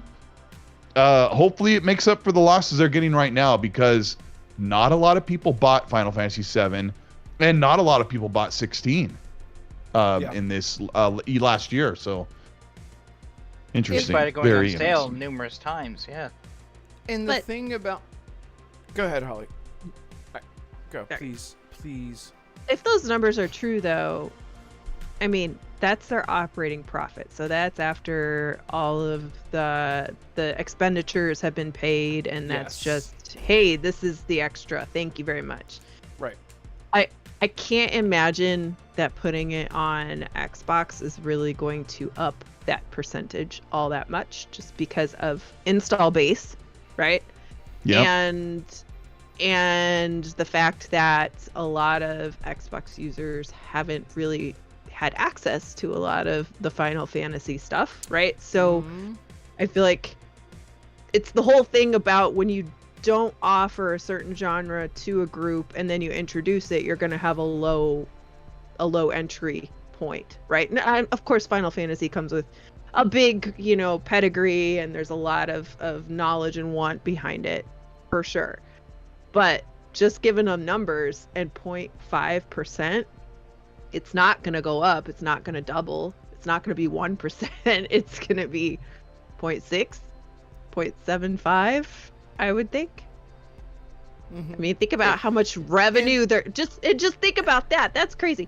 That is literally telling you how cheap it is to make a mobile game and the return that people are tapping the buy button right on their phone versus a console game, right? Or an MMO, right? But still, Yeah. like, that's wild.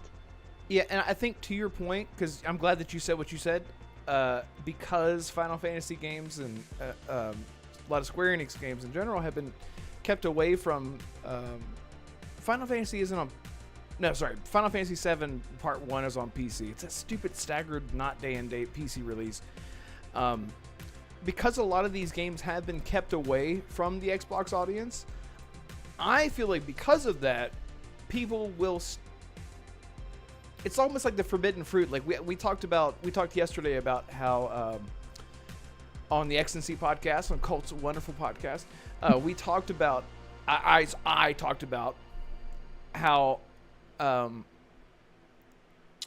forbidden fruit of like Steam, whenever people start to realize like they have full access to a PC library at the ease of access, they're like, I just want to get into everything and get my hands on everything and get into it because I have never had access to it. I would like to see that happen with Square Enix games, especially the Final Fantasy games. I know it's not for everyone. Sean T in chat said, holy shit. Sorry, that's not what he said. I just saw what just happened. Sorry, I looked over at You chat. saw what Lotus did, yeah. Yeah, okay. Okay. You just thank Lotus first and then go to your Sean T. Hang Or on. Red. Blah, blah, blah, blah, blah, blah. Yeah, shit. Lotus, thank you so much. Lotus Esprit just gifted 10 more Red memberships. Sorry, I can't even talk. Thank you so much, Lotus. That is, you're so nice. And speaking of Sean T got a membership along with a bunch of people that might not even be here. Hey, look, Deadly Headley was gifted a channel membership. Along with Gamsley, no, I'm kidding. And see, Starfield guy, Ghostface. Oh, look at that! Brand Red is new so messy. I know. Cornholio Kid, Michael Taylor, CJ Bright, East Coast Raider, Lucky 92, Parabiology, Biology 101. Yes, thank you so much, Lotus. I don't know. Are you Jesus? Is the world going to end soon? My boss seems to think so because she talks about the apocalypse every fucking day that I walk into work. So it's great. So yes, anyway, thank you so much, Lotus Esprit, for your generosity. Yeah, I need to like write a script to say something different every time that I thank people whenever they make donations to the channel. Thank you so much, Lotus. I really, really appreciate you. I can't thank you anymore. I wish I could just hug you, but I can't. What Sean T says, does the general audience want a Final Fantasy game? They do nothing for me. And Sean T, I wonder if... Sean also says, I have a feeling Xbox is not chasing big third-party deals anymore, at least not like they used to. Well, that's a whole other thing. I just wanted to say about the Final Fantasy games coming to Xbox while the sales are down for PlayStation. Do you guys really think that it's not a possibility for PlayStation to even look into? I know the Mr. Bond villain, Herman Holst, is that who it is? I always get everyone's name mixed up every single time. Yes. Sean Layden? Yes. Sean Layden. Isn't that the guy? No. It is Sean Herman Labrie. Holst. Sean Labrie, the head of PlayStation, right? Oh my. Hiroki Totoki Totoki. and Herman Holst. Herman Yes. Holst, yes. They're, yeah. Yes. That they are. if I remember right, they're co-leading PlayStation. Right. So Herman Holst said that all of their single-player games that make PlayStation what it is or whatever aren't going to go anywhere. Well, look, one of your biggest IPs of all time is failing hardcore, and it's being supported by MMOs, live service games. And now we see what happened with Concord on the PlayStation. Well, so far we see what happened with Concord. I guess my question is, Final Fantasy 7 especially isn't coming. It's not finished. You know, the trilogy isn't finished yet. Do we think at the very least that they could release the third entry day and date on PC to try to make up for that? That's so far away though.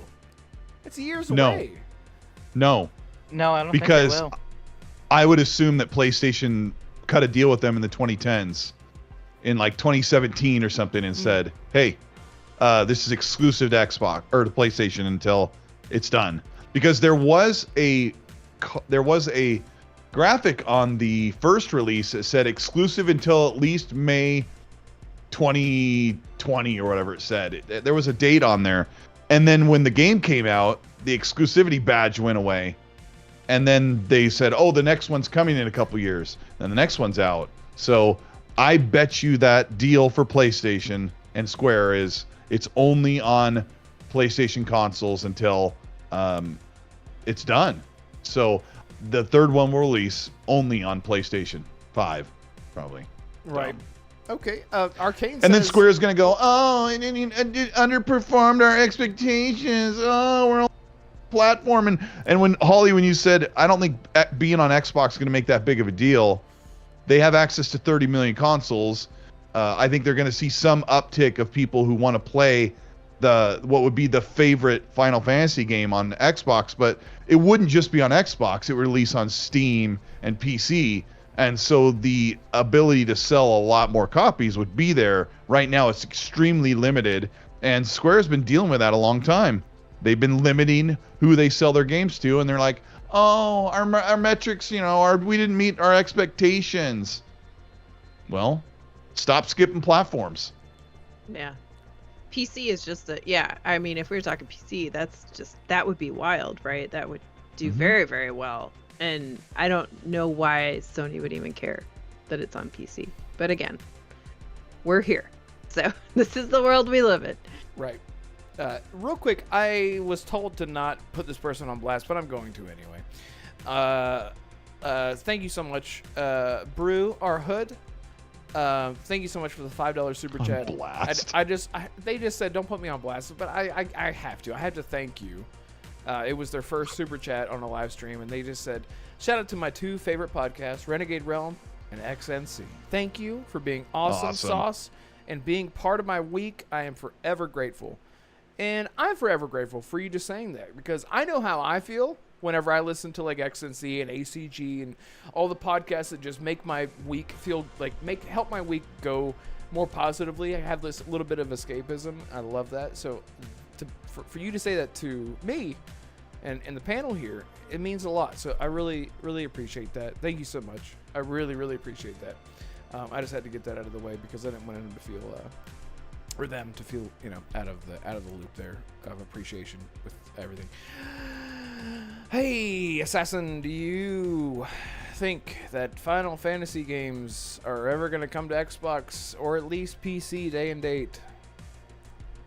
PC day and date. I could see that being a possibility with almost every Final Fantasy game except the third entry in the remake trilogy, to be honest. As far as like we didn't talk about this until it's all done. Yeah, probably it's gonna be a year after Part 3 comes out, and then it'll come to PC. Sure. One thing we didn't talk about, though, I know we talked about Xbox and PC and why they should or shouldn't do it there, but we're forgetting that the next-gen Switch is also coming, and apparently it can run games that are up to PS4 Pro level standards, and we know the Final Fantasy VII Remake can run on that. I'm not exactly sure about Rebirth, but I mean, Final Fantasy has been so associated with PlayStation. It used to be Nintendo back in the day. Up until 7, if I remember correctly, those were exclusive to the SNES. So, Final Fantasy being on maybe the next-gen Switch probably wouldn't be out of the realm of possibility, but they might have to wait till all 3 of those games are done for that specific platform. As for maybe games like the Pixel Remaster Collection or 16, I think those might come within the next couple years.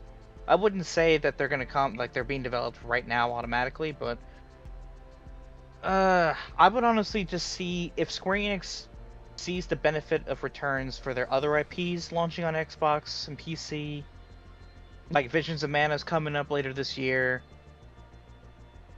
Maybe a few other bit of their franchises like Kingdom Hearts, Dragon Quest. If those do well on Xbox and PC, maybe we'll see Final Fantasy come in at a later time. I mean, it's worked out for Atlas. Red, you know this personally. Persona has been doing so well on Xbox since they came to the platform 3 years ago.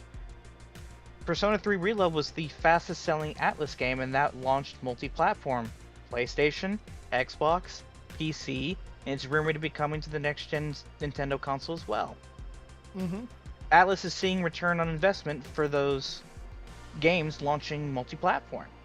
They said the same thing when Persona 4 Golden launched on PC all those years ago. They were like, wow, I didn't realize our games were so favored and that more people want to play them. It took them by surprise. They actually said that. So hopefully Square Enix learns the lesson that Atlas learned all those years ago. Put your games on more platforms and more people will buy them over time. Final Fantasy games are not just going to all of a sudden sell well on Xbox just because they come once. you have to earn the player base. You actually have to fight for those customers to want to play your game. And they're not going to invest in your games on that platform if you're not putting all of your games on that platform. So hopefully, maybe Square will see the light one day, but as of right now, I don't think they will. Specifically for Final Fantasy, I think they're going to test the waters with their other successful franchises. Not the niche ones like Romancing Saga or what was the other one I was supposed to... Anyway, but yeah, I would just pay attention to maybe Dragon Quest, Kingdom Hearts, Nier, Life is Strange. See if those games are going to be beneficial to Square. Ironically, Red, I heard that Life is Strange was going to be specifically double exposure this year. Apparently, it was supposed to be PlayStation timed exclusive. God, I mean, look, if that would have happened, I would have been like, damn it. But at the same time, I'm not a console warrior. I would have been totally happy that I heard that I... Excuse me. You say that, but it sounds like there's pain in your eyes. It's because I had like air in my lungs that no, that was before that. Not the good kind. I don't know. Yeah, sorry. So, Chris says Star Ocean. You remember that? Remember Suikoden? No. Suikoden wasn't Square Enix, was it? Suikoden? Which one? Suikoden? I don't remember if that's Square. I think it's either Square or Capcom. I can't remember. But I don't know every Japanese franchise. Lotus says, "Preach, assassin." Yes. Oh my God, Lotus, how excited are you for Life is Strange Double Exposure? I pre-ordered it, the Steelbook edition that you can get if you pre-order through GameStop. By the way, GameStop actually is still alive, ironically. Colt, and everybody you're about hates to them say now. something. No, Oh, okay. I don't think so. Do you want to say something? No, keep reading. Okay. Cole doesn't care about Square Enix. No, I mean, Yep. no, maybe I don't. I mean, I don't like that they're like, oh, we didn't meet expectations. I already kind of said that. Yeah, Yeah. It's what games it's... have they? What do they work on? Like, they got rid of my favorite segment, their Western market, with Montreal, the ones that did Guardians of the Galaxy and Deus Ex Mankind Divided. Like, they got rid of that studio set. Yeah. So the main things I don't know that they're working on, so they're divided into 4 teams, right? They have the creative business units, which I think is one. The first one focuses on Final Fantasy and Kingdom Hearts. Second one focuses on Dragon Quest. The third one focuses on Final Fantasy 14 and the mobile and MMOs. The fourth one focuses on the niche games like Octopath Traveler, Triangle Strategy. So if you're not interested in any of those games, and like I agree with you, Colt, that was so stupid of them to get rid of their Western devs, but I mean, they didn't really get famous for making Tomb Raider. They got famous for making Final Fantasy. They published Power Wash Simulator. Oh, wow. Yay. Oh yeah, they did, yeah. Mm-hmm. And they're still publishing Life is Strange, surprisingly. I thought they would have ditched that a long time ago. But apparently they have a good relationship with Don't Nod. Maybe it's because they're so close. Anyway, Yep. Square Enix sucks. Even though I like their games. Yeah, well, I mean, the thing is, man, and Holly and Colt, I know you guys are very against that genre. The genre, as Mag would say. He actually responded to my tweet, and he was like, "Oh God, what did I miss? I see you, Red Wolf. I'm gonna be watching you," and which just made me really excited in all the ways. But I hope that one of these days, one of these games grabs you and changes your perception of these kind of games, because they do feel like uncomfortable and ooh woo, and like everyone looks like a child and that kind of stuff. And I get it. I totally get it. Persona, like I said, Persona 5 was that game for me. Final Fantasy games, I've always loved Final Fantasy games, but so maybe that was like my entry. Growing up with Dragon Ball Z and Naruto and stuff like that. But they're like so over the top emotional that Yeah. once you buy into it and you get it, you're just like, it doesn't seem dramatic anymore. You just kind of like buy into it, what they're trying to deliver. Colt, do you hate me? No, I mean, that's one of the first things I had to learn about you. When we first became friends, you're like, Persona is my favorite game ever. And I'm like, I did. because, yeah, and I always wondered, like, oh, is it because I'm super old? Because I'm like, I'm a boomer. I'm super old and I don't like that. No, But even not as a really. young Yes. kid, even as like a 12-year-old, I would see stuff on TV that I learned later on was anime that I even as a kid, I couldn't stand it. For me, the over exaggeration of everything drove me ape. And so somebody said to me when I was talking about Square Enix's problems and their exclusivity deal that's kind of hindered their ability to make more money. What are you gonna? What was the state said something like? Are you, if they did bring it, are you gonna play it on Xbox? And I'm like, no, never, because I played all of Final Fantasy 15 and I played around with some of the other games, but I can't. When I play Final Fantasy, I'm like, I don't like this. I don't like the over extravagant clothing. Everything's really exaggerated. It's a style that I do not like and I've never liked. But I know that that's why you never hear me gripe about Final Fantasy games, because I am very strong in the belief that I can see why that something's really popular. Like Animal Crossing, I would probably never play Animal Crossing, but have so much respect for how popular it is. And I just say, that's great that you love that, but I probably will never play it. Even if it's Minecraft, I can see why millions and millions of people like Final Fantasy and Square Enix games, but I don't want to play them because I don't like them and I've never been able to like them. And so that argument about, are Xbox guys going to buy Final Fantasy games? Probably. Some are. There are some people that like that, and there's some people that don't like those sort of games. And I think Final Fantasy 16 will come to Xbox. Maybe next year. I won't give a crap. But you'll never hear me make that speech, because who cares what I don't like? So many people want to shout about what they don't like, and they want to like bang this drum and wave this flag like, I don't like this series. I'll never play a Pokemon game. What? Who cares? Who cares what you won't play? But I'll sit here and tell you, I cannot wait to play Assassin's Creed Shadows.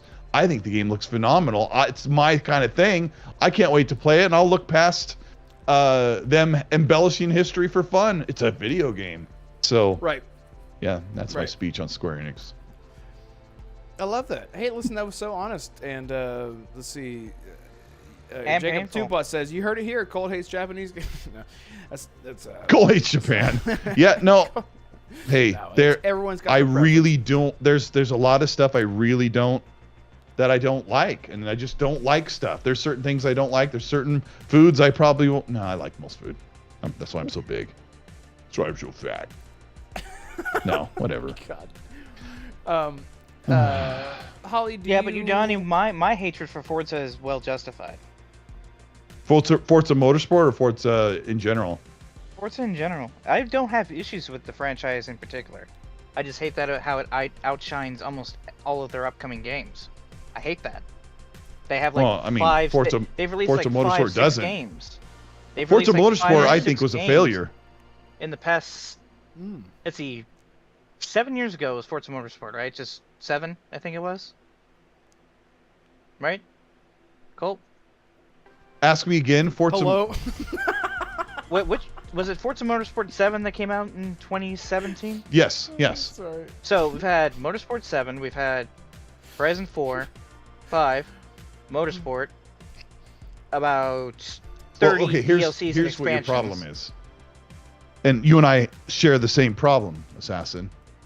In 2018, Xbox said, we're building this world-class suite of studios to make first-party games to build up the Xbox platform. Phil was on stage in 2018, 2018's E3. So excited to tell them they're going to build all these studios and make all these games. Since then, they've basically released Halo, Gears, and Forza, Gears 2, Gears, and a Halo game. Yes. And then a couple of other things. Like, Undead Labs, Ninja Theory finally released their game because the Bleeding Edge didn't count, didn't really go anywhere. So most of those studios they promised and they built up, 30 plus studios, mostly what they've released since then, since 2018, has been three Forza games, a Halo game, 2 Gears games, and Psychonauts 2, a couple games that are already in the works that PlayStation had their hands on, and then some multiplats that were already almost done, like Wasteland 3 and stuff like that. And those are my gripes about Xbox. That Phil said, we're building all these studios. 2020, they showed this incredible suite of games. They had Fable and all these Perfect Dark. None of those are even nearly out at all. Yeah, Colt, you nailed it on the head. That is why I have issues with Forza. I have no qualms about Forza in terms of quality or in terms of how people love it. But for God's sakes, let the other games come. I see people talk all the time. We need Forza Horizon 6 like yesterday. Motherfucker, can we let these other games come first? That's not. Can we but just that's put Forza? That's not how it works, Assassin. I know that's not how it works, but it's how I feel, Colton. I can't change that. I know, because tell me, you can't feel that way. Well, you got 4 Forza games to play. It's because basically they can build a new map and they can add some new things and then the game's done. And these other studios are trying to build games from the ground up. Perfect Dark is like built completely from the ground up, and it's taken an eternity for it to actually be realized. We finally saw it in June after all these years. It looks great. It does look good. It looks good. All of them look great. All of them. Gears E-Day, Fable, Perfect Dark, even State of Decay 3. And yeah, they all look really good, but it's an eternity. You shouldn't see a game and wait, oh, will we see it in 6 years? Because that's what it is. They showed us State of Decay in 2020 or 2021. And is that game coming out in 25 or 26? I guess they're saying it's 25. But you know Xbox. I think it's 26. They'll delay it. I think it's 26. Hey, Red, you know who I feel bad the most for? Damarco? No, for Arcane Realm, because he has to wait another 5 years for even Blade to be even seen again. Yeah. Nah. I think they're trying to get out in 27. Bethesda doesn't. Well, yeah, they do. Yeah, he'll wait forever. Arcane's gonna have to wait 5 years to even see what Blade looks like again. Yeah, I think like in like a year or so we'll see another little teaser, and then a year and a half after that we'll get a release date maybe. I think that game's a ways out. What do you think, Holly? Blade? Yeah, Blade's a ways out. I just wish though that I've seen a lot of people talking recently about the narrative, and it's really interesting to me because I feel like I don't know. I just feel like a lot of games have announced fairly far in advance and then they disappear for a long time everywhere. But a lot of people have been giving extra grief to Xbox for doing a teaser trailer, then disappearing for 2 years, and then doing a trailer, disappearing for a year, doing another trailer without release dates, without gameplay. I've seen a lot of people going extra hard now that they have a lot of games in the works, a lot of games that are getting really close, and they're not wrong. I wish that almost every game was announced 6 months to a year, no longer than before it's released. And they had all the kinks worked out, and they knew, like, okay, we could do one trailer without a date, but the second one would be within that 6 months window with a date. And that would be like announce a game when you know what the date window is. That's when you announce and show it. Within a year of release is what I would like to see. And hopefully Xbox, now that they're starting to get that cadence, and this is for everyone, but just because Xbox has so many studios, so many games, I'm hoping that they can kind of get the ball rolling and then cut all of those snippet trailer things that are, years out, just out of the rotation, and just keep it to the simple, no more than 12 months, maybe 18, because that's what they do, because they have so many games kind of thing. I think the problem that Xbox faced was if they didn't tell everyone what the roadmap was, they would, like, imagine if Xbox stayed radio silent until these games were ready for their release window, Mm-hmm. the last 3 years would have been, they were pretty bad. They were pretty bad. Yeah. I I agree with you. They had to. Yeah, they had to then.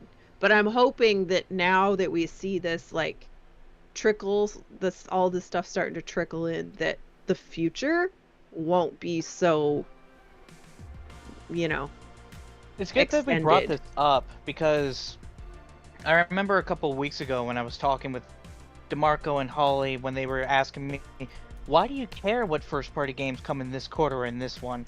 But one thing I forgot to tell y'all was because I don't want them to see the same thing what PlayStation is going through this year and maybe next year. We saw, if you think back to the Xbox One and the PlayStation 4, in terms of exclusives, Xbox had some of the biggest ones. They had Rise, which I know didn't critically do well, but it was still well beloved, and it still is today.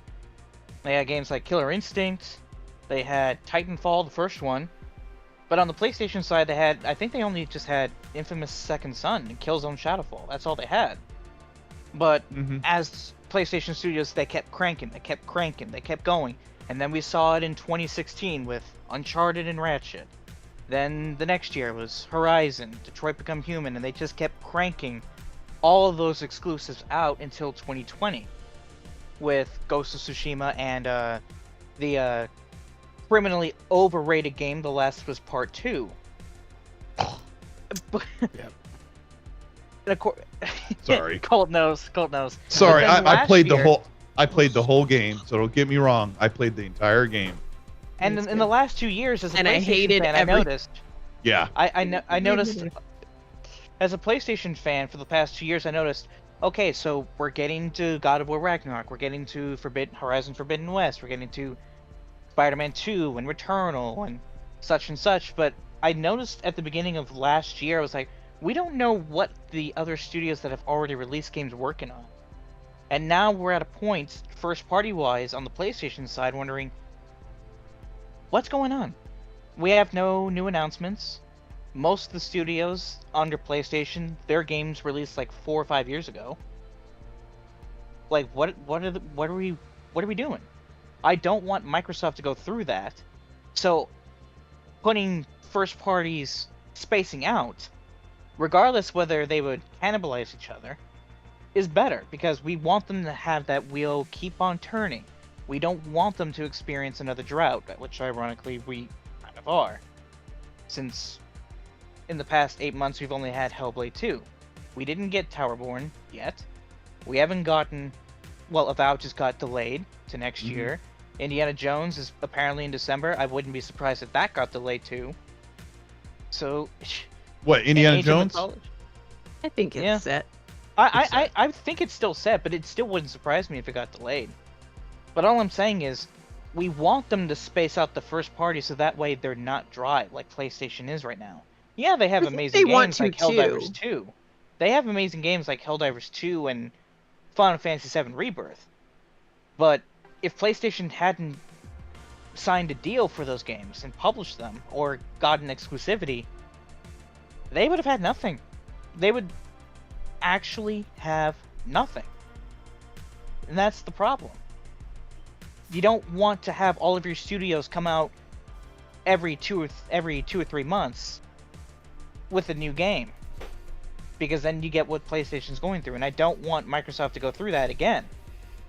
Because, well, how exactly have the PlayStation fans been this year? Not exactly. I think they don't very want to well. be in that I think their intent is to do that. It's just the execution is something Exactly. new to Well, them. this year it's not helping. It's like Age of Mythology and Aura History Untold in the same month. Like, I get they're niche and all, but you couldn't like Yeah, the timing on Yeah, that was a little strange. yeah. And then if Avowed hadn't gotten delayed, it would have been right next to Call of Duty. You're right. Like- yeah. Come on, you can't space them out like between 3 or 4, maybe 5 months. Like, I get it. Right. I And get now you have want to have a Stalker good right next to quarter. it. Yeah. Well, Stalker isn't first party, but I get your point. It's a good eye towards I the know. Xbox console. Yeah. By the way, I pre-ordered it, Red. I pre-ordered physical. for Stalker 2. Soccer 2? You get the Steelbook? Yeah. Comes with a Steelbook? No, with GameStop? no, not everybody gives a damn about the Steelbook, Yes, Red. they do. Not And all if of us you- are Steelbook If you fetishists pre-order like you. through GameStop, you'll get a Steelbook. Oh, I did not know that. So yeah, Well, apparently too I bad. did.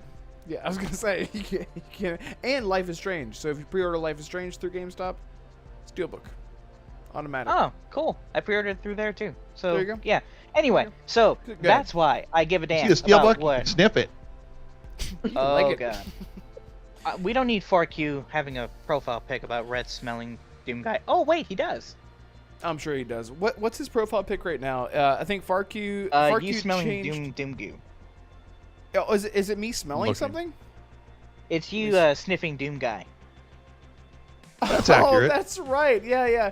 Because on ADS podcast, they have these notifications, and the Doom guy will jump up in the middle of the screen and start dancing and stuff like that. And I'm like, get out of my way! And so I was like smacking it and like moving my head, and Farq paused it right when I looked like I was like, oh no wait, I literally was sniffing.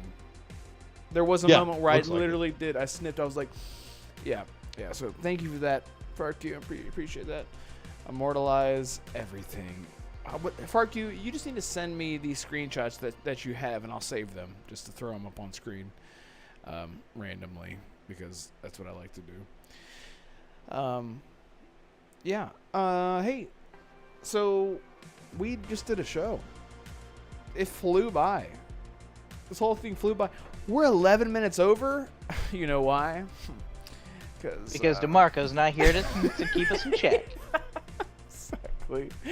Suck it, DeMarco. Let me shout out to DeMarco. He is not feeling well today, but he'll be back as soon as he's all good. So shout out to him, and we miss him, and hopefully he makes a lot of sense. Damn it, I meant to hit this one. Oh, okay, gotcha. I thought you were gonna do the Freudian special slip. yeah. So let's see. I just want to end this poll real quick.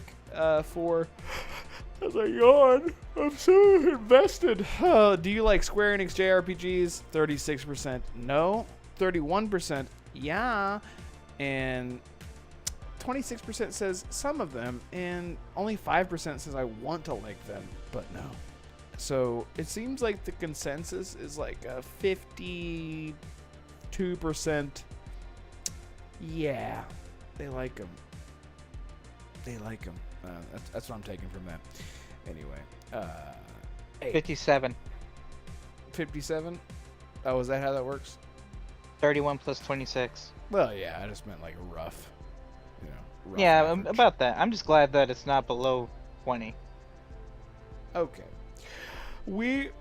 God, I don't know what's happening. I'm so sorry. Jeez. Farq, I don't know what's going on.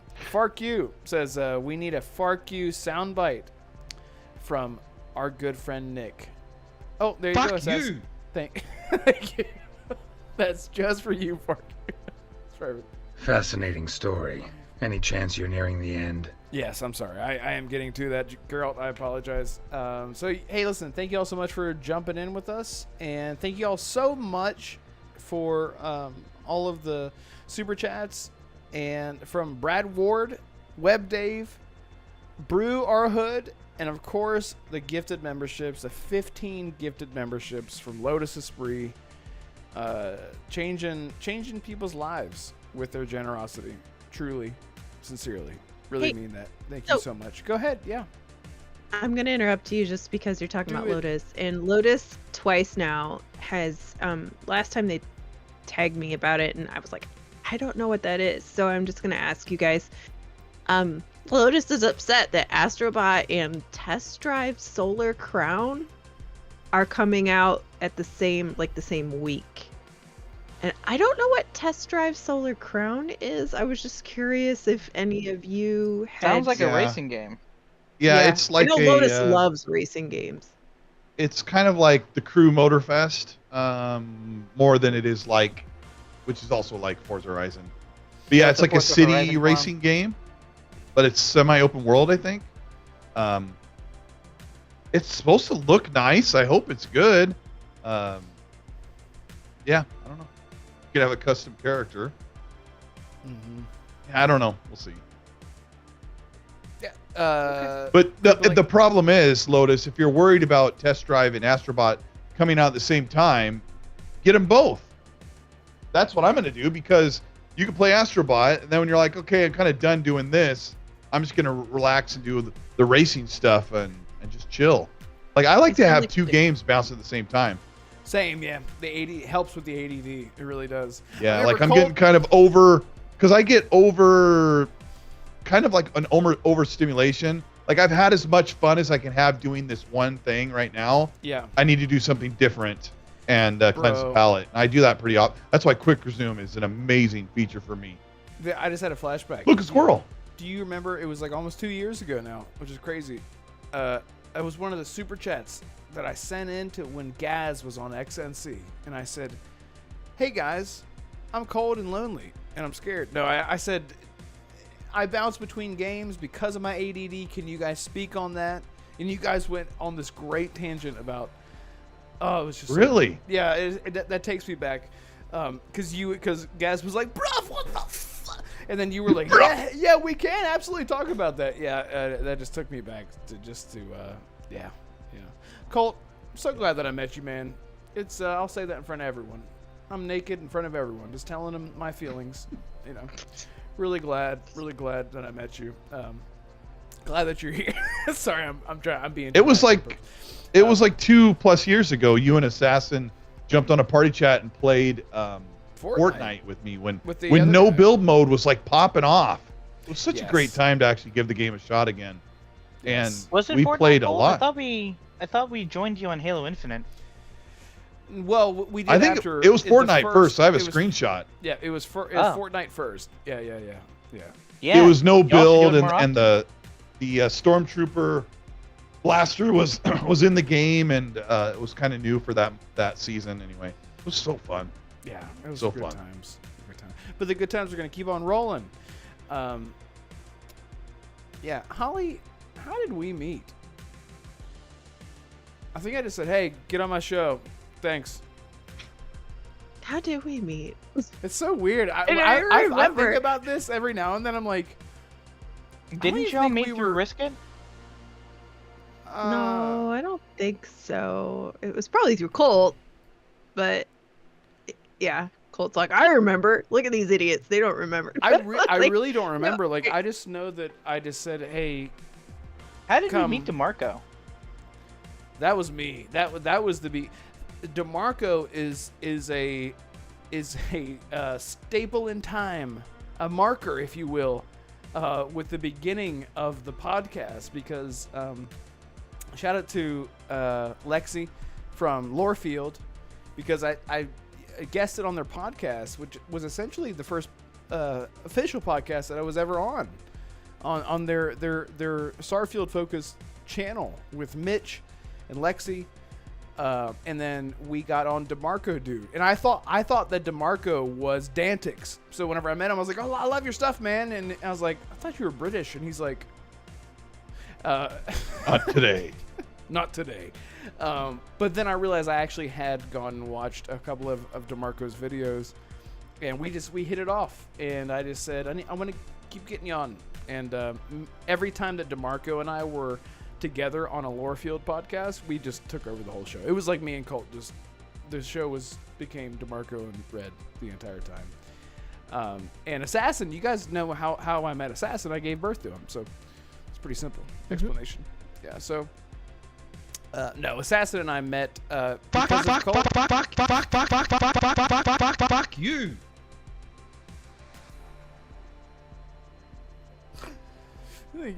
Thank you. It's a great way to stay in shape. There's yeah. So anyway, but yeah, it was actually because of XNC I actually met Assassin in the chat, and I was like, this guy's talking as much as I am. This is bullshit.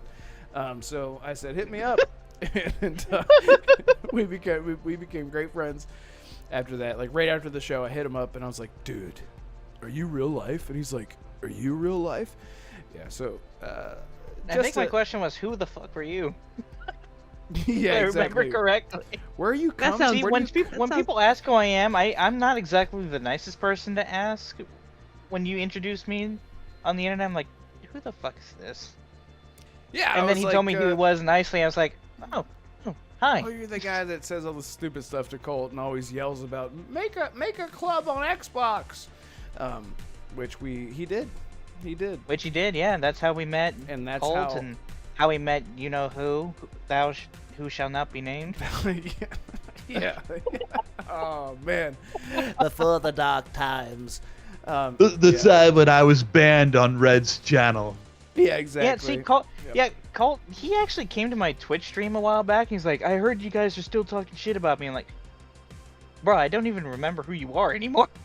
What are you talking about? Some people just need to be held upside down, hugged, and loved on until they cry out all of their insecurities. And It is people like him why I'm not on camera. Actually, he's actually a good example as to why. That's an awful, awful example. And what he did to risk it.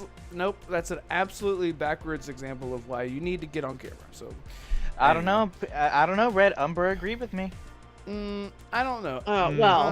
That's no. again a terrible example for why you need to. Y'all's mic just went out the door on my head. Holly's the only one in the state of Illinois that uses a camera. So. No kidding, right? Yeah. Yeah. Holly, Wow. your first debut on camera was on the show. On your show, yeah. Yeah. Oh my God, Yeah. I forgot about that. You had blonde hair. I remember that. Yep. I remember that. I thought Yep. you had. Yep. Wait, what, Ollie? Weren't you blonde with blue highlights? If I remember that. No, she Or was I that think somebody she else? was Very straight blonde. possible, but at that time I think I was just blonde, and then I went red, Yep. and then other things, and now I'm Life. Because I remember What whenever else you went red, I was like, Shepherd? I remember making that joke. Because you look like Fem Shep. I was like, this is so cool. Shepherd. Shepherd. Anya Shepherd. Anyway. Fuck you. Yeah, just... But you're right. Yep. That was before we had cameras on the Infinite. Yep. That's right. And then Risket's like, well, I guess I gotta do something now with my camera. Absolutely. Say it. Absolutely. No! Yeah. God, Yeah, I can't that was wait good. To get, I can't wait to get Nick on. It's gonna be great. Tapped out. So Special Nick anyway. will never be on. He will won't. never be on. No, he He's won't. like, mate, I keep telling you this. There's a time difference that I can't be on. And then here he is on the same time frame on other podcasts chatting, and I'm like, you Well, you want- can chat when you you're at chat on his work. phone, yeah. You could chat while you're at work. I don't know. Chatting is the same as speaking for some people. Maybe your voice to It's not. texting. I don't know. Yeah. Look, it would be nice if Nick was on, but I'm just an executive producer of the Xbox Era podcast. I don't expect him to be on. He's got his own shit to deal with. Love that. Hey, Colt, do you see what True77 put in chat? Did he call him a Somebody, cookie again? somebody. Yep. Okay. There we go. Fantastic. Anyway. Love it. Love that Hey, for us. Assassin. I don't even know if my mic can pick that up, because I know whenever I tried it with XNC, it didn't work very well. But yeah. Speaking of Risket, Risket's Yeah. so funny. He's That's- so funny. We love Risket. Yeah, he's kind of bland to me. I did try. Risket commented on XNC, and he was like, "Hey guys, I'm here my favorite podcast," and I was like, "Hey, just so you know, I love you." And YouTube was like, "No," and they just like deleted my content. My What? comment. Yeah, I was like, "Just so you Oh know, yeah, I that's love been you a thing very in Cold's much." chat for months now. It happens a lot. Like I'll comment whenever I was having the thing with the one dude with KM, I'll say, who just stalks me even though he doesn't want to subscribe. It took me so many tries to comment because YouTube was like, no, and I'm like, I didn't say anything bad, but I think it's Yeah, just I remember a automatic. few months ago I was saying hi Colt and Mag, and it just kept deleting my comments. Like, well, they hate me. That's weird. Yeah, I don't know. Super weird. Yeah, but it's fine. Speaking of hatred, Assassin, where can people find you and what you gonna be getting into? You can find me on Twitter and on Twitch at Assassin52. I'm going to keep on streaming when I have the time. I have managed to secure 5 minutes of my second video back.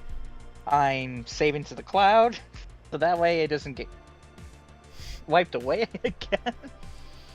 Oh god, please Oh, don't yeah. please don't Yeah, wipe it that's- away again. That's please. a lot of suck. Yeah, it took me 2 hours to get back to that point. So, yeah, you can, find me on Twitter and Twitch at Assassin52. Assassin is spelled exactly how it is, by the way. I know some people probably Assassino. were looking. Oh, Yeah. Actually, yeah, Red. you've cornered yeah. the market by trading ass for sin. You've got it. You nailed it. How it works. I actually put the Twitter link in the chat.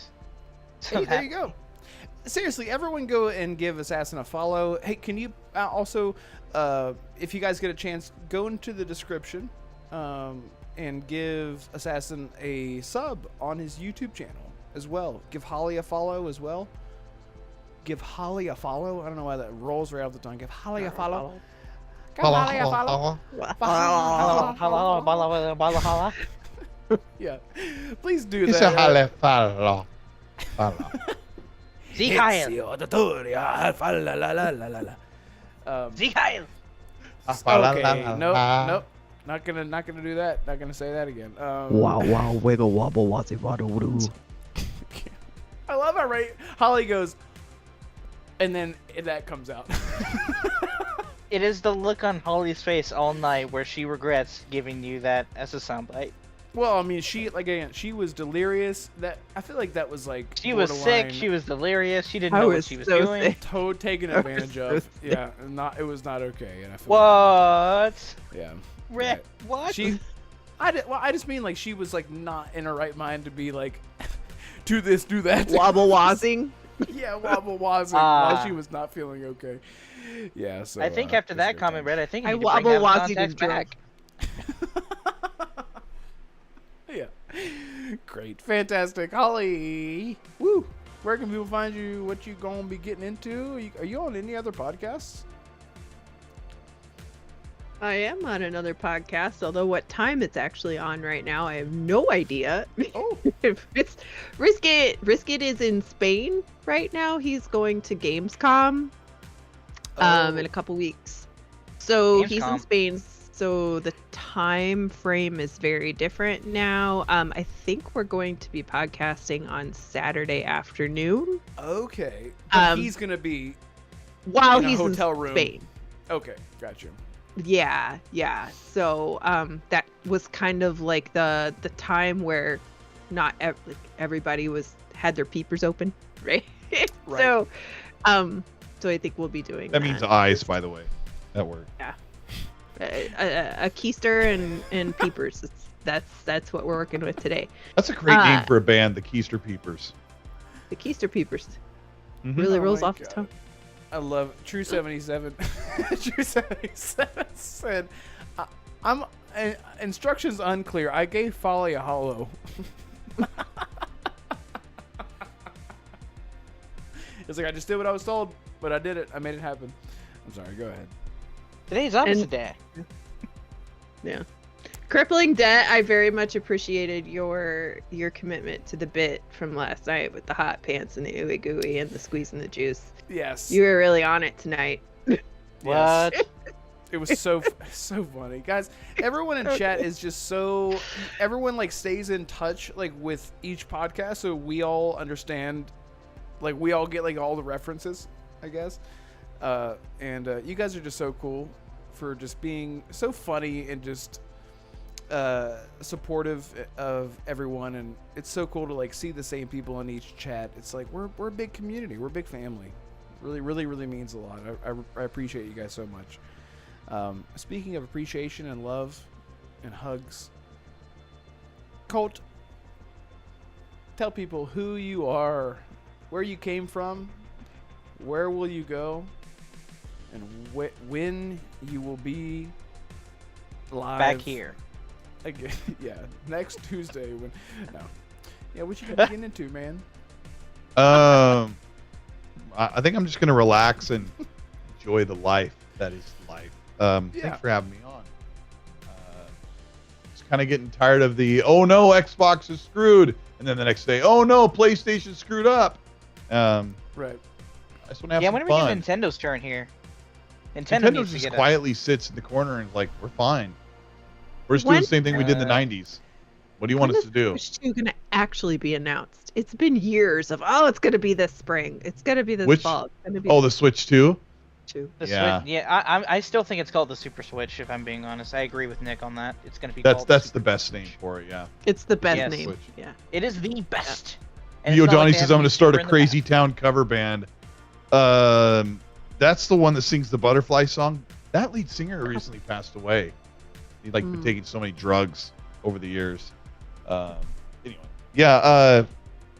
I don't know. I'm just gonna, find a game to hunker down and play while I wait for Star Wars Outlaws and the rest of the games that everyone in the world tells me are going to be trash. That won't be any good. So that's what I'm gonna do. When will you wear wigs? Have you worn wigs? This is Drew 77.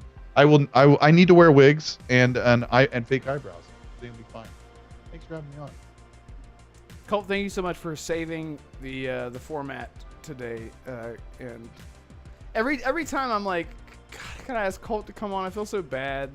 And Colt's like, of course. And it just makes again the whole family aspect. Family. When you hear your family. When I do Dom's voice, it sounds like a wannabe Sylvester Stallone. It almost does, yeah. Because I don't know. It's like, what'd you say? When you hear, I am "Hear Groot. me, hear me." I don't know how to do it. Yeah. Before we go, Red. Before we go, Yeah.